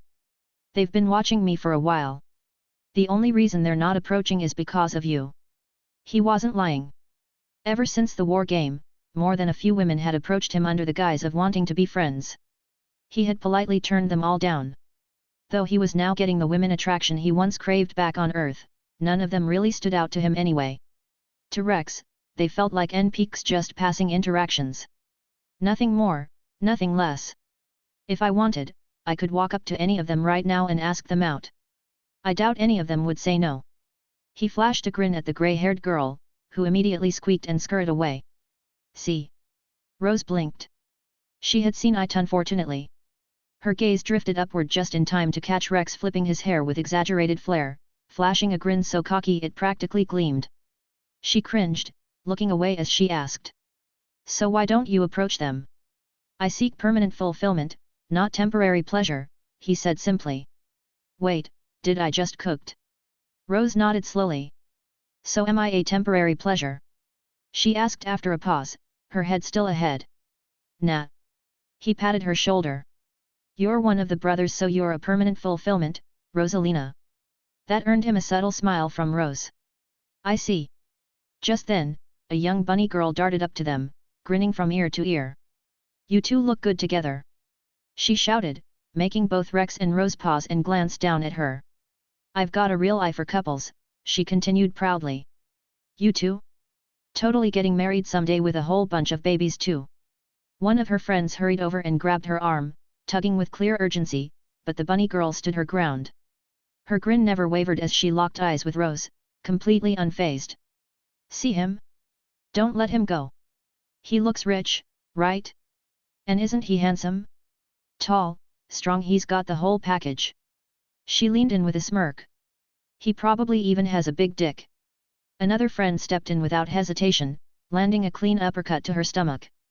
The bunny girl let out a sharp gasp, spit flying from her mouth, eyes rolling back as she briefly lifted off the ground, before she crashed to the cobblestones like a rag doll. The dwarf girl then grabbed Bunny by her long ears, and began dragging her off without a word, her limp body scraping along the ground, her eyes still blank from the hit. The last of the trio stepped forward and gave a quick, polite bow. "I apologize, ma'am," she said to Rose, then turned to Rex and repeated, "I apologize, sir." She gave them a sheepish smile. "Please don't mind her and continue your datum conversation." She turned and bolted after her friends. Rose silently watched as the group disappeared around a corner. There was a brief pause before she finally spoke. "I sometimes forget there are adventurers as young as them." "Right." Rex mumbled, "A cruel sight, really." Rose glanced at him and then he smiled. "Well, I guess this is where we part ways," he said. She turned to him, expression as unreadable as ever. "Is this because the girl?" Rex blinked. "No." He pointed to the large, columned building beside Thema building that looked like it was plucked straight out of ancient Greece, with a grand set of marble stairs leading to its entrance. "Oh." Rose mumbled. They had arrived at Orario Public Library where they met earlier. Rex gasped dramatically, covering his mouth. "Don't tell Meth Rose Fanet wants to spend more time with me. A little company would be nice," she admitted shamelessly. "She's just like me for real." She really did remind him of himself back on Earth, back when all he wanted was a real friend. He smiled at the thought, giving her shoulder a light pat. "Maybe next time." As much as he wanted to grant her that small wish, he had to be honest. "My familia needs the money right now." Rose gave a small nod, her expression unreadable. "Makes sense." As he let go of her shoulder, his face shifted into something more serious. "And please," he said, meeting her gaze, "try putting yourself out there. Make more friends." She didn't respond, just kept her gaze steady, so he pressed on. "Miss Hess seems like a cool girl. Try asking her out sometime." He knew full well that if their roles were reversed, he wouldn't listen to advice like that either. "So, dead seriously," he added, "if you don't, I'm revoking your right to be my brother." The sudden declaration caught Rose off guard. She blinked, her voice cracking slightly. What?" Without a word, Rex turned and walked away, waving behind her. She wanted to call out to him but she was too shy with everyone around, so she just watched him go. "Let's hope that works," Rex thought, deciding not to ask Scavenger for spoilers. Now, he glanced back, watching Rose climb the steps. "I need to deal with something," he muttered under his breath. The next moment, he vanished from sight only to reappear inside a nearby alleyway, where 3 girls were peeking out the alley. "Who we hiding from?" Eek. One girl let out a startled scream, while another drew a concealed dagger and aimed it at his ribs, the third launching a punch toward him. In a blink, Rex caught the blade between his thumb and index finger, stopping it dead, while his other hand snatched the wrist behind the punch, freezing it inches from his body. The 3 froze as they realized who had appeared behind them. "Our Rex," Momiji stammered. "Fast," Kaed mumbled, eyes wide. He had been walking a second ago, and no, without them even noticing he had vanished, he was just behind them. "Amazing." Rex tilted his head. "Yo," he greeted casually, giving the 2 a nod before turning to the shorter girl. "Hey, Coco." She blinked, then smiled. "Hi, Rex." Rex glanced down at the fist still locked in his grip. "Damn." He grinned. "That's cold." The trio followed his gaze and realized Coco's fist had been aimed directly at his crotch. Her face flushed bright red as she yanked her arm back. "Mistake," she muttered, turning her head away in embarrassment. Rex let out a soft chuckle as he released the dagger and turned to the last girl. "And you?" "What?" Kaed said as she slid her concealed dagger back into place. "I was helping a bro out." "I don't see her that way," Rex said flatly. "What's not to like about Rose?" Kaed shot back. "She's beautiful, smart." "Stackadan, did I mention beautiful? You 2 look good together." "I wasn't lying." "Yeah, I noticed how good she is." Rex gave a half shrug. "But," he locked eyes with her, I only see her as a friend, Kaed. So that was a bit uncalled for. Kaed clicked her tongue and spat to the side. I just don't want you turning into some lonely bum. She shifted her weight, folding her arms.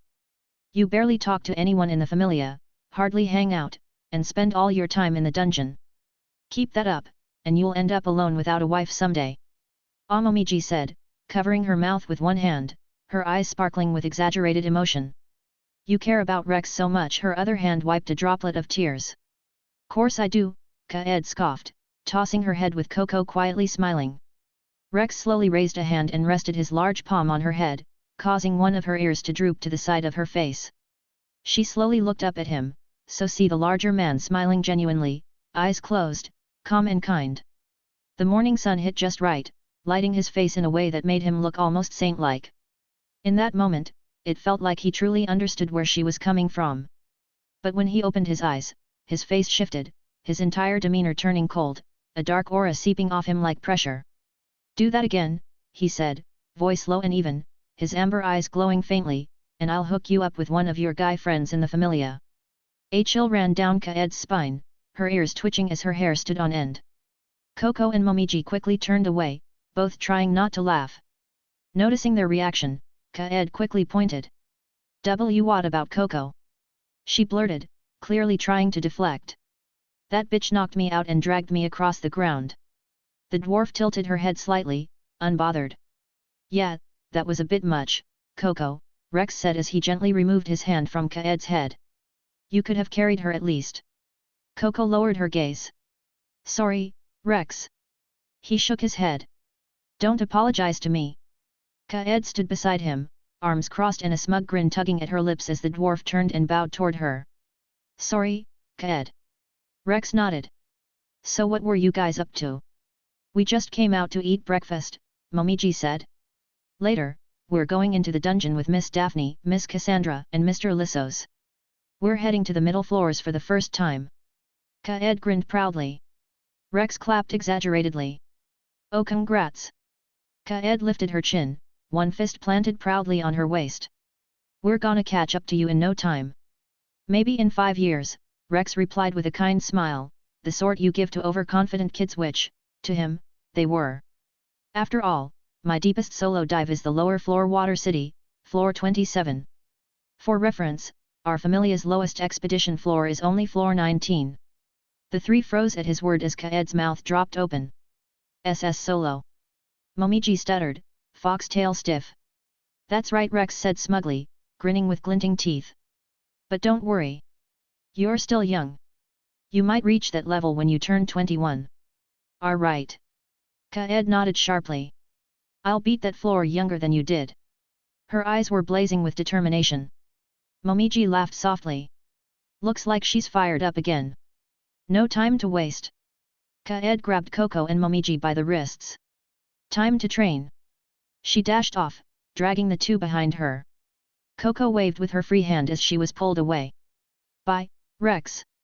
Bye, Coco, he called back with a smile, watching them disappear into the crowd. He let out a long sigh, looking up at the clear blue sky. Let's go gambling. Author's note: while writing this chapter, I realized how hard it is to write interpersonal conversations and dialogue. It took me so long to figure out how Rose and Rex's talk and walk should go. I probably deleted over 8,000 words just trying to get it right. I hope it didn't turn out trash, because this was honestly the best I could come up with. Anyway, another slow chapter, same with the next one. But after that, things will pick up again with a new canon event coming, so don't worry. Thanks for reading. Gone, have a sweet dream. About me, of course. Chapter 70, Chapter 69, Hehe. Evening, the sky was a deep navy blue as Rex walked past dwarves and animal people drunkenly snoring by the side of the road. Many shops were closing, but the shopping district and pleasure quarter were just getting started. Orario didn't sleep no matter how late it got. Even on this back street, the light of magic stone lamps leaked out from several taverns, casting warm glows onto the street as they continued serving laborers and adventurers looking for a cheap place to drink. The day had passed with Rex gambling, and he ended the day with 57 million valis across multiple facilities. Even illegal street gambling or shady bar bets weren't off the table for him. Should I just do this until I pay off all our debt? Rex thought, looking down at the bag he got from Massacre that held multiple of his checks. Nat, I'm becoming too famous. If things keep going like this, I won't be allowed into any gambling house anymore. He had already been banned from the smaller ones. Now, only the big names were left, like the Grand Casino El Dorado Resort, largest in Horario. If he could enter, he could probably make 100 million in a day, but that place required an invitation. And no matter how famous he had become in the gambling circles, he still hadn't gotten one. Deciding to think about that later, he continued walking, reaching the Massacre Familia home tucked away in an alley just beyond the reach of the main street's noise and lights. As he raised his hand to knock, a voice called out, "Mr. Rex." Rex paused and turned to his left, spotting the white-haired protagonist staring at him. Belle wore a simple brown long-sleeved tunic and black pants. Standing beside him was his palm supporter, noticeably without her usual bag or cloak, just a slightly torn red and white hooded top that clung tightly and exposed her midriff and belly button, paired with a short red skirt, the belt hanging loose and unbuckled at her waist. "Ah, Belle," Rex greeted. "If I knew he was coming, I could have waited." He quickly asked Scavenger if Freya was watching him. "Thankfully, no. How've you been?" "Great," the boy said with a grin, his voice bright. "I've been meaning to thank you for helping us during the war game." "Don't worry about it. It was just business." Rex brushed it off with a casual wave, his gaze drifting to Lilyruka, who was glaring daggers at him. He then turned back to Belle. "Why don't you give me a manly hug, Belle?" He opened his arms wide. "Bring it in. Mr. Belle." Lilyruka wanted to say something, but Belle saw nothing wrong with it and stepped in for a solid hug. Rex had to lower himself slightly for the shorter boy, his right arm going over Belle's shoulder, the other wrapping around his back. Belle mirrored him, their cheek beside each other as Rex met Lilyruka's eyes behind Belle. "Yeah, your romance's got nothing on bromance." He patted Belle's back, as the girl glared at him like he was the devil. "Know your place, Mr. Rex." Belle's voice came softly into his ear, making him freeze. "Your back feels so solid and big." A shiver ran down Rex's spine as he felt Belle's palm moving all over his back. "It's strong." Rex calmly exited the hug with a cough. "Yeah, this is a man's body." Belle's eyes lit up with admiration. "I want to be like you," he said, stepping forward with a clenched fist. "How do I grow big and strong like you, Mr. Rex?" "Like a real man. All you have to do," Rex said, raising a finger and leaning in, "is 2000 push UPS, 2000 sit UPS, 2000 squats, and a 200-kilometer run every single day, without fail." Belle nodded quickly. "Once you hit level 3, change that to 3000 and 300 respectively." He continued, quickly asking Scavenger if Freya was watching. She wasn't. "And don't forget to eat right and get plenty of sleep. Your body grows when you rest. Understand?" "Yes, sir." Belle saluted, red eyes shining with determination. "I'll follow your training without hesitation." Suddenly, Lilyruka grabbed Belle's arm, hugging it tightly as she yanked him toward the door. "Come on, Mr. Belle!" she shouted, glaring at Rex. "Lady Hestia said we shouldn't waste time." She pushed open the door with a breeing. He watched the duo step inside just as Massacre's voice drifted out from within. "I was sure I heard people talking outside the door," the god chuckled, greeting them warmly. Rex glanced off toward the towering silhouette of Babel in the distance. "I guess my luck is working overtime to make her not be watching when I'm with Belle." But he still decided to end this meeting quickly to not test himself. As he stepped into the store, he was immediately greeted by Naza, who rushed to him. "Good evening, Rex," she said with a slight smile on her sleepy face. "Thank you for visiting." "No problem," he said with a nod. "Heard you finally made an elixir." Naza gave a quiet nod. "The only reason it worked was because of that purified dust you gave me. I wouldn't have been able to pull it off without it." The average cost of ingredients needed to make a single elixir was around 250,000 valis, which was one reason they were so expensive. Normally, it was impossible to substitute ingredients from lower-tier potions when crafting an elixir, but thanks to Rex's dust, Naza had found a way to make it work. She bowed deeply, her hair falling forward as her hands tightened slightly at her sides. "Thank you," she said with a low voice.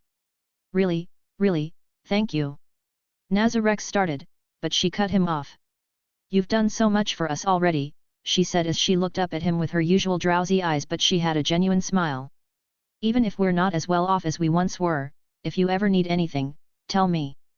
We'll do whatever we can to help. He smiled at her, giving her a nod. I'll keep that in mind. At that moment, Rex's sharp hearing picked up a faint grumble from Lilaruka, words meant only for herself. Suddenly so nice.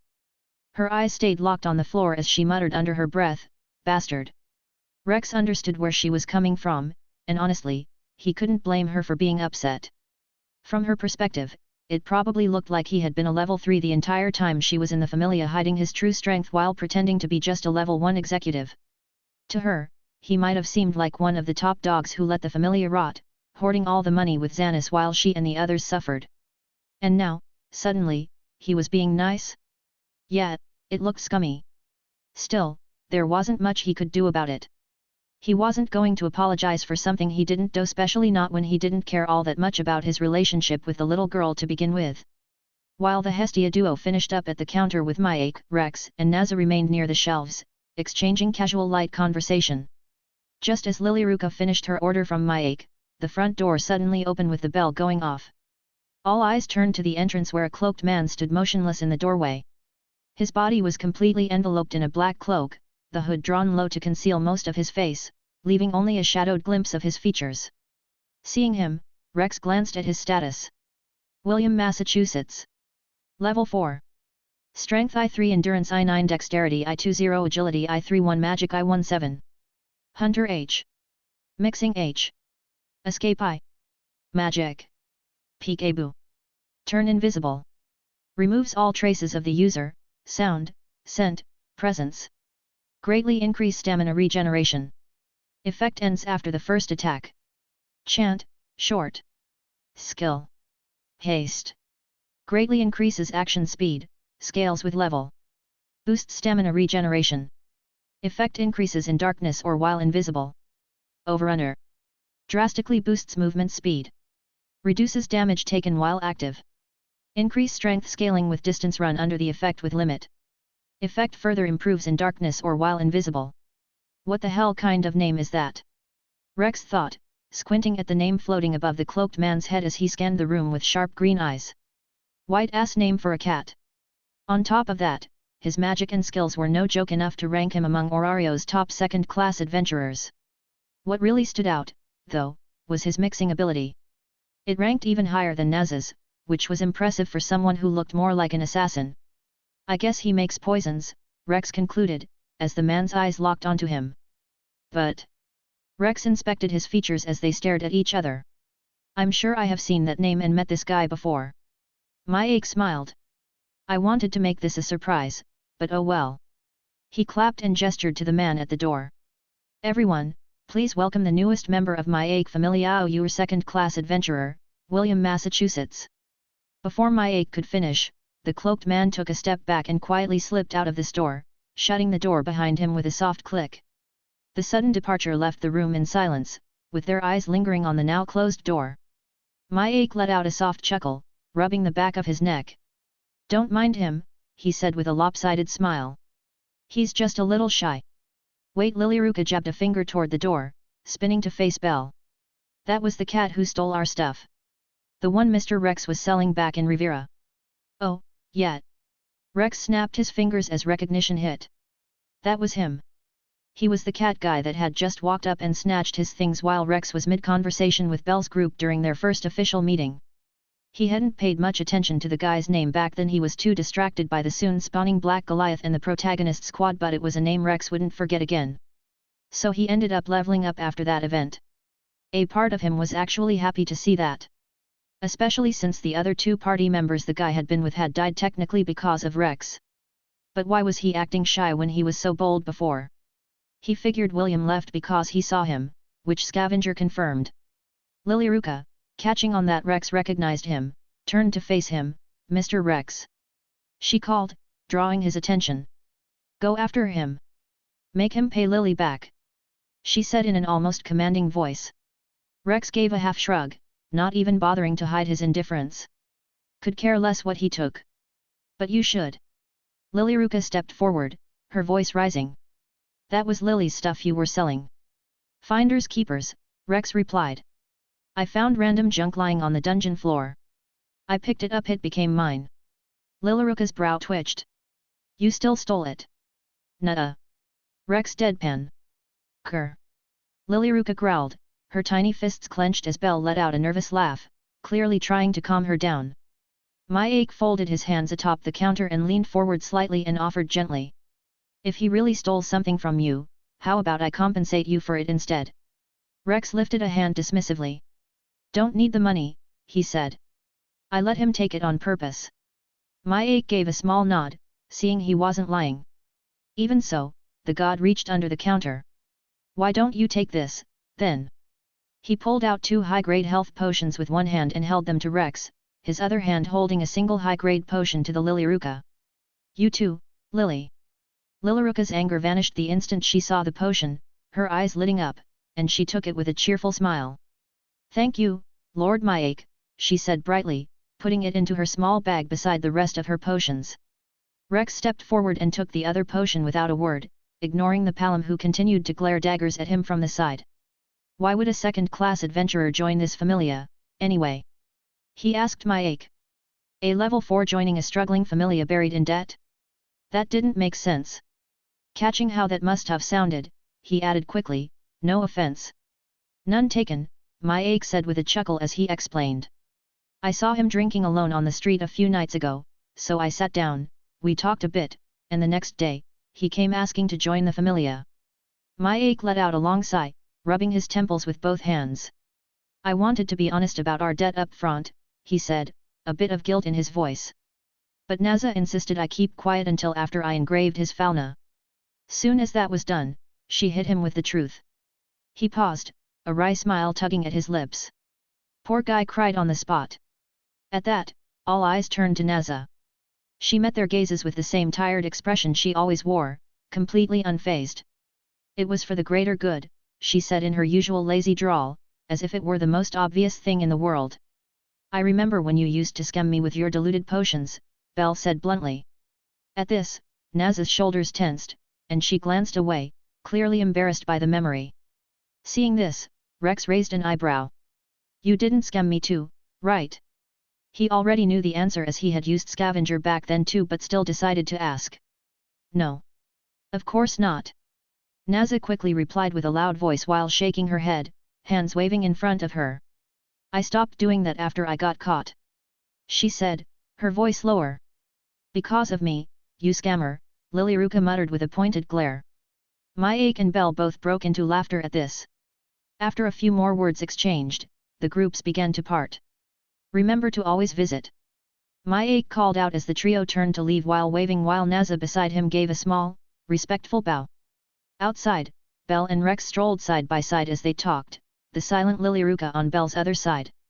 Rex allowed himself to relax, having already confirmed through Scavenger that Freya was currently disguised as seer and working at the Hostess of Fertility.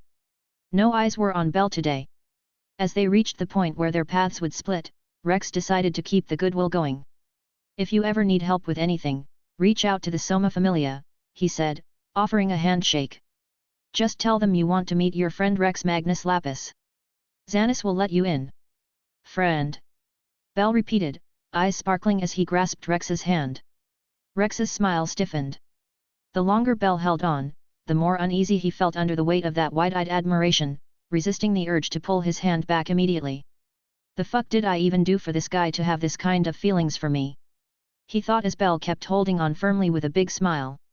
Without warning, Lilaruka yanked Belle's hand out of Rex's grasp and clutched it against her chest. Come on, Belle, she said, glaring at Rex with open hostility as she pulled him away. Lady Hestia is waiting. Bye, Mr. Rex Magnus Lapis. Belle called out cheerfully while waving with his other hand. Yeah, definitely a sexy name, he thought with a nod, then his expression turned serious. Scavenger, is Belle gay? Thankfully, Scavenger rated that as low quality, otherwise, Rex might have to start sleeping with one eye open. Now. Rex stretched with a quiet groan. Let's go home for that meeting with Gareth. The thought should have been relaxing, but it brought a sudden wave of disappointment. Fuck, I can't get drunk, he muttered. If only he could strangle his indomitable will. He walked in silence, and before long, he reached Cupidon. Just beyond the road, Rex spotted Gareth making his way toward the tall brown double gates that had a 5-meter-high red brick wall on each side, wrapping around the college-like compound. The dwarf was casually dressed, and it looked like he'd even brought something a gift, maybe. But fuck is Loki doing here? He spotted her standing beside Gareth, rubbing her hands and licking her lips like some kind of dog starved for wine. Ha! He sighed inwardly. So much for a quiet evening drink with Gareth.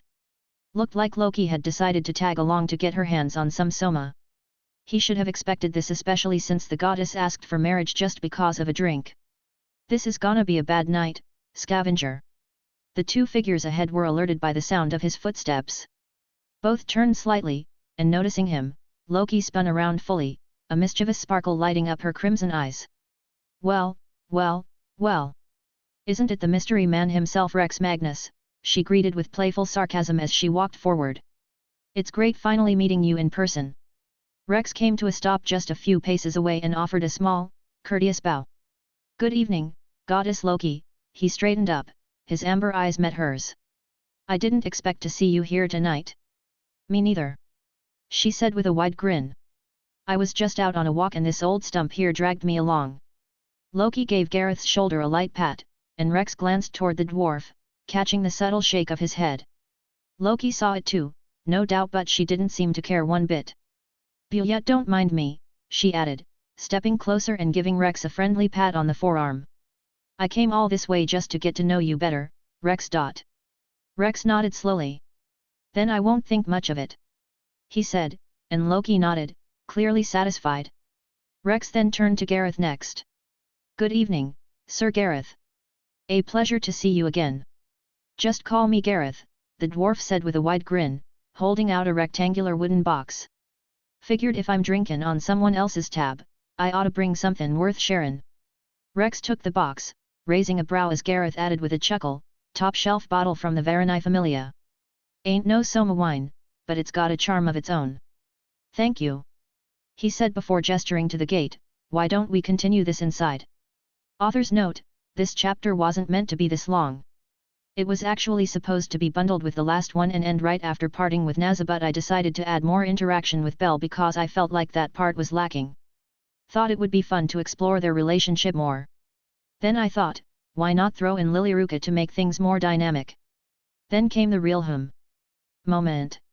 Since Rex ended up taking Daphne and Cassandra, who were supposed to join the Massacre Familia in canon, I thought why not give Massacre someone new? And use this chance to introduce them on screen? And who better than that level 3 I introduced all the way back in chapter 30? Better yet, make him a level 4. A strong one. Someone who could have joined Loki Familia if he wanted. Yet, he's a bit OP compared to the 2 level 2s who would have joined Massacre originally, but who cares? Also, this fanfiction reached 200,000 words a few chapters back, but I didn't notice. With the addition of this chapter, it should reach 211,980 words. Yay! 200k words and sub 70 chapters, that's an average of 3,072 words per chapter. Quite good if I do say so myself. You might say, but author, you seem to write long author's note, and I will let you know that in Google Docs where I have no author's note, the 69 chapters come up to 205,240 words, so I have still broken that 200k barrier. First time reaching this level and I feel accomplished, hehe. Let's aim for 300k next. Thanks for listening.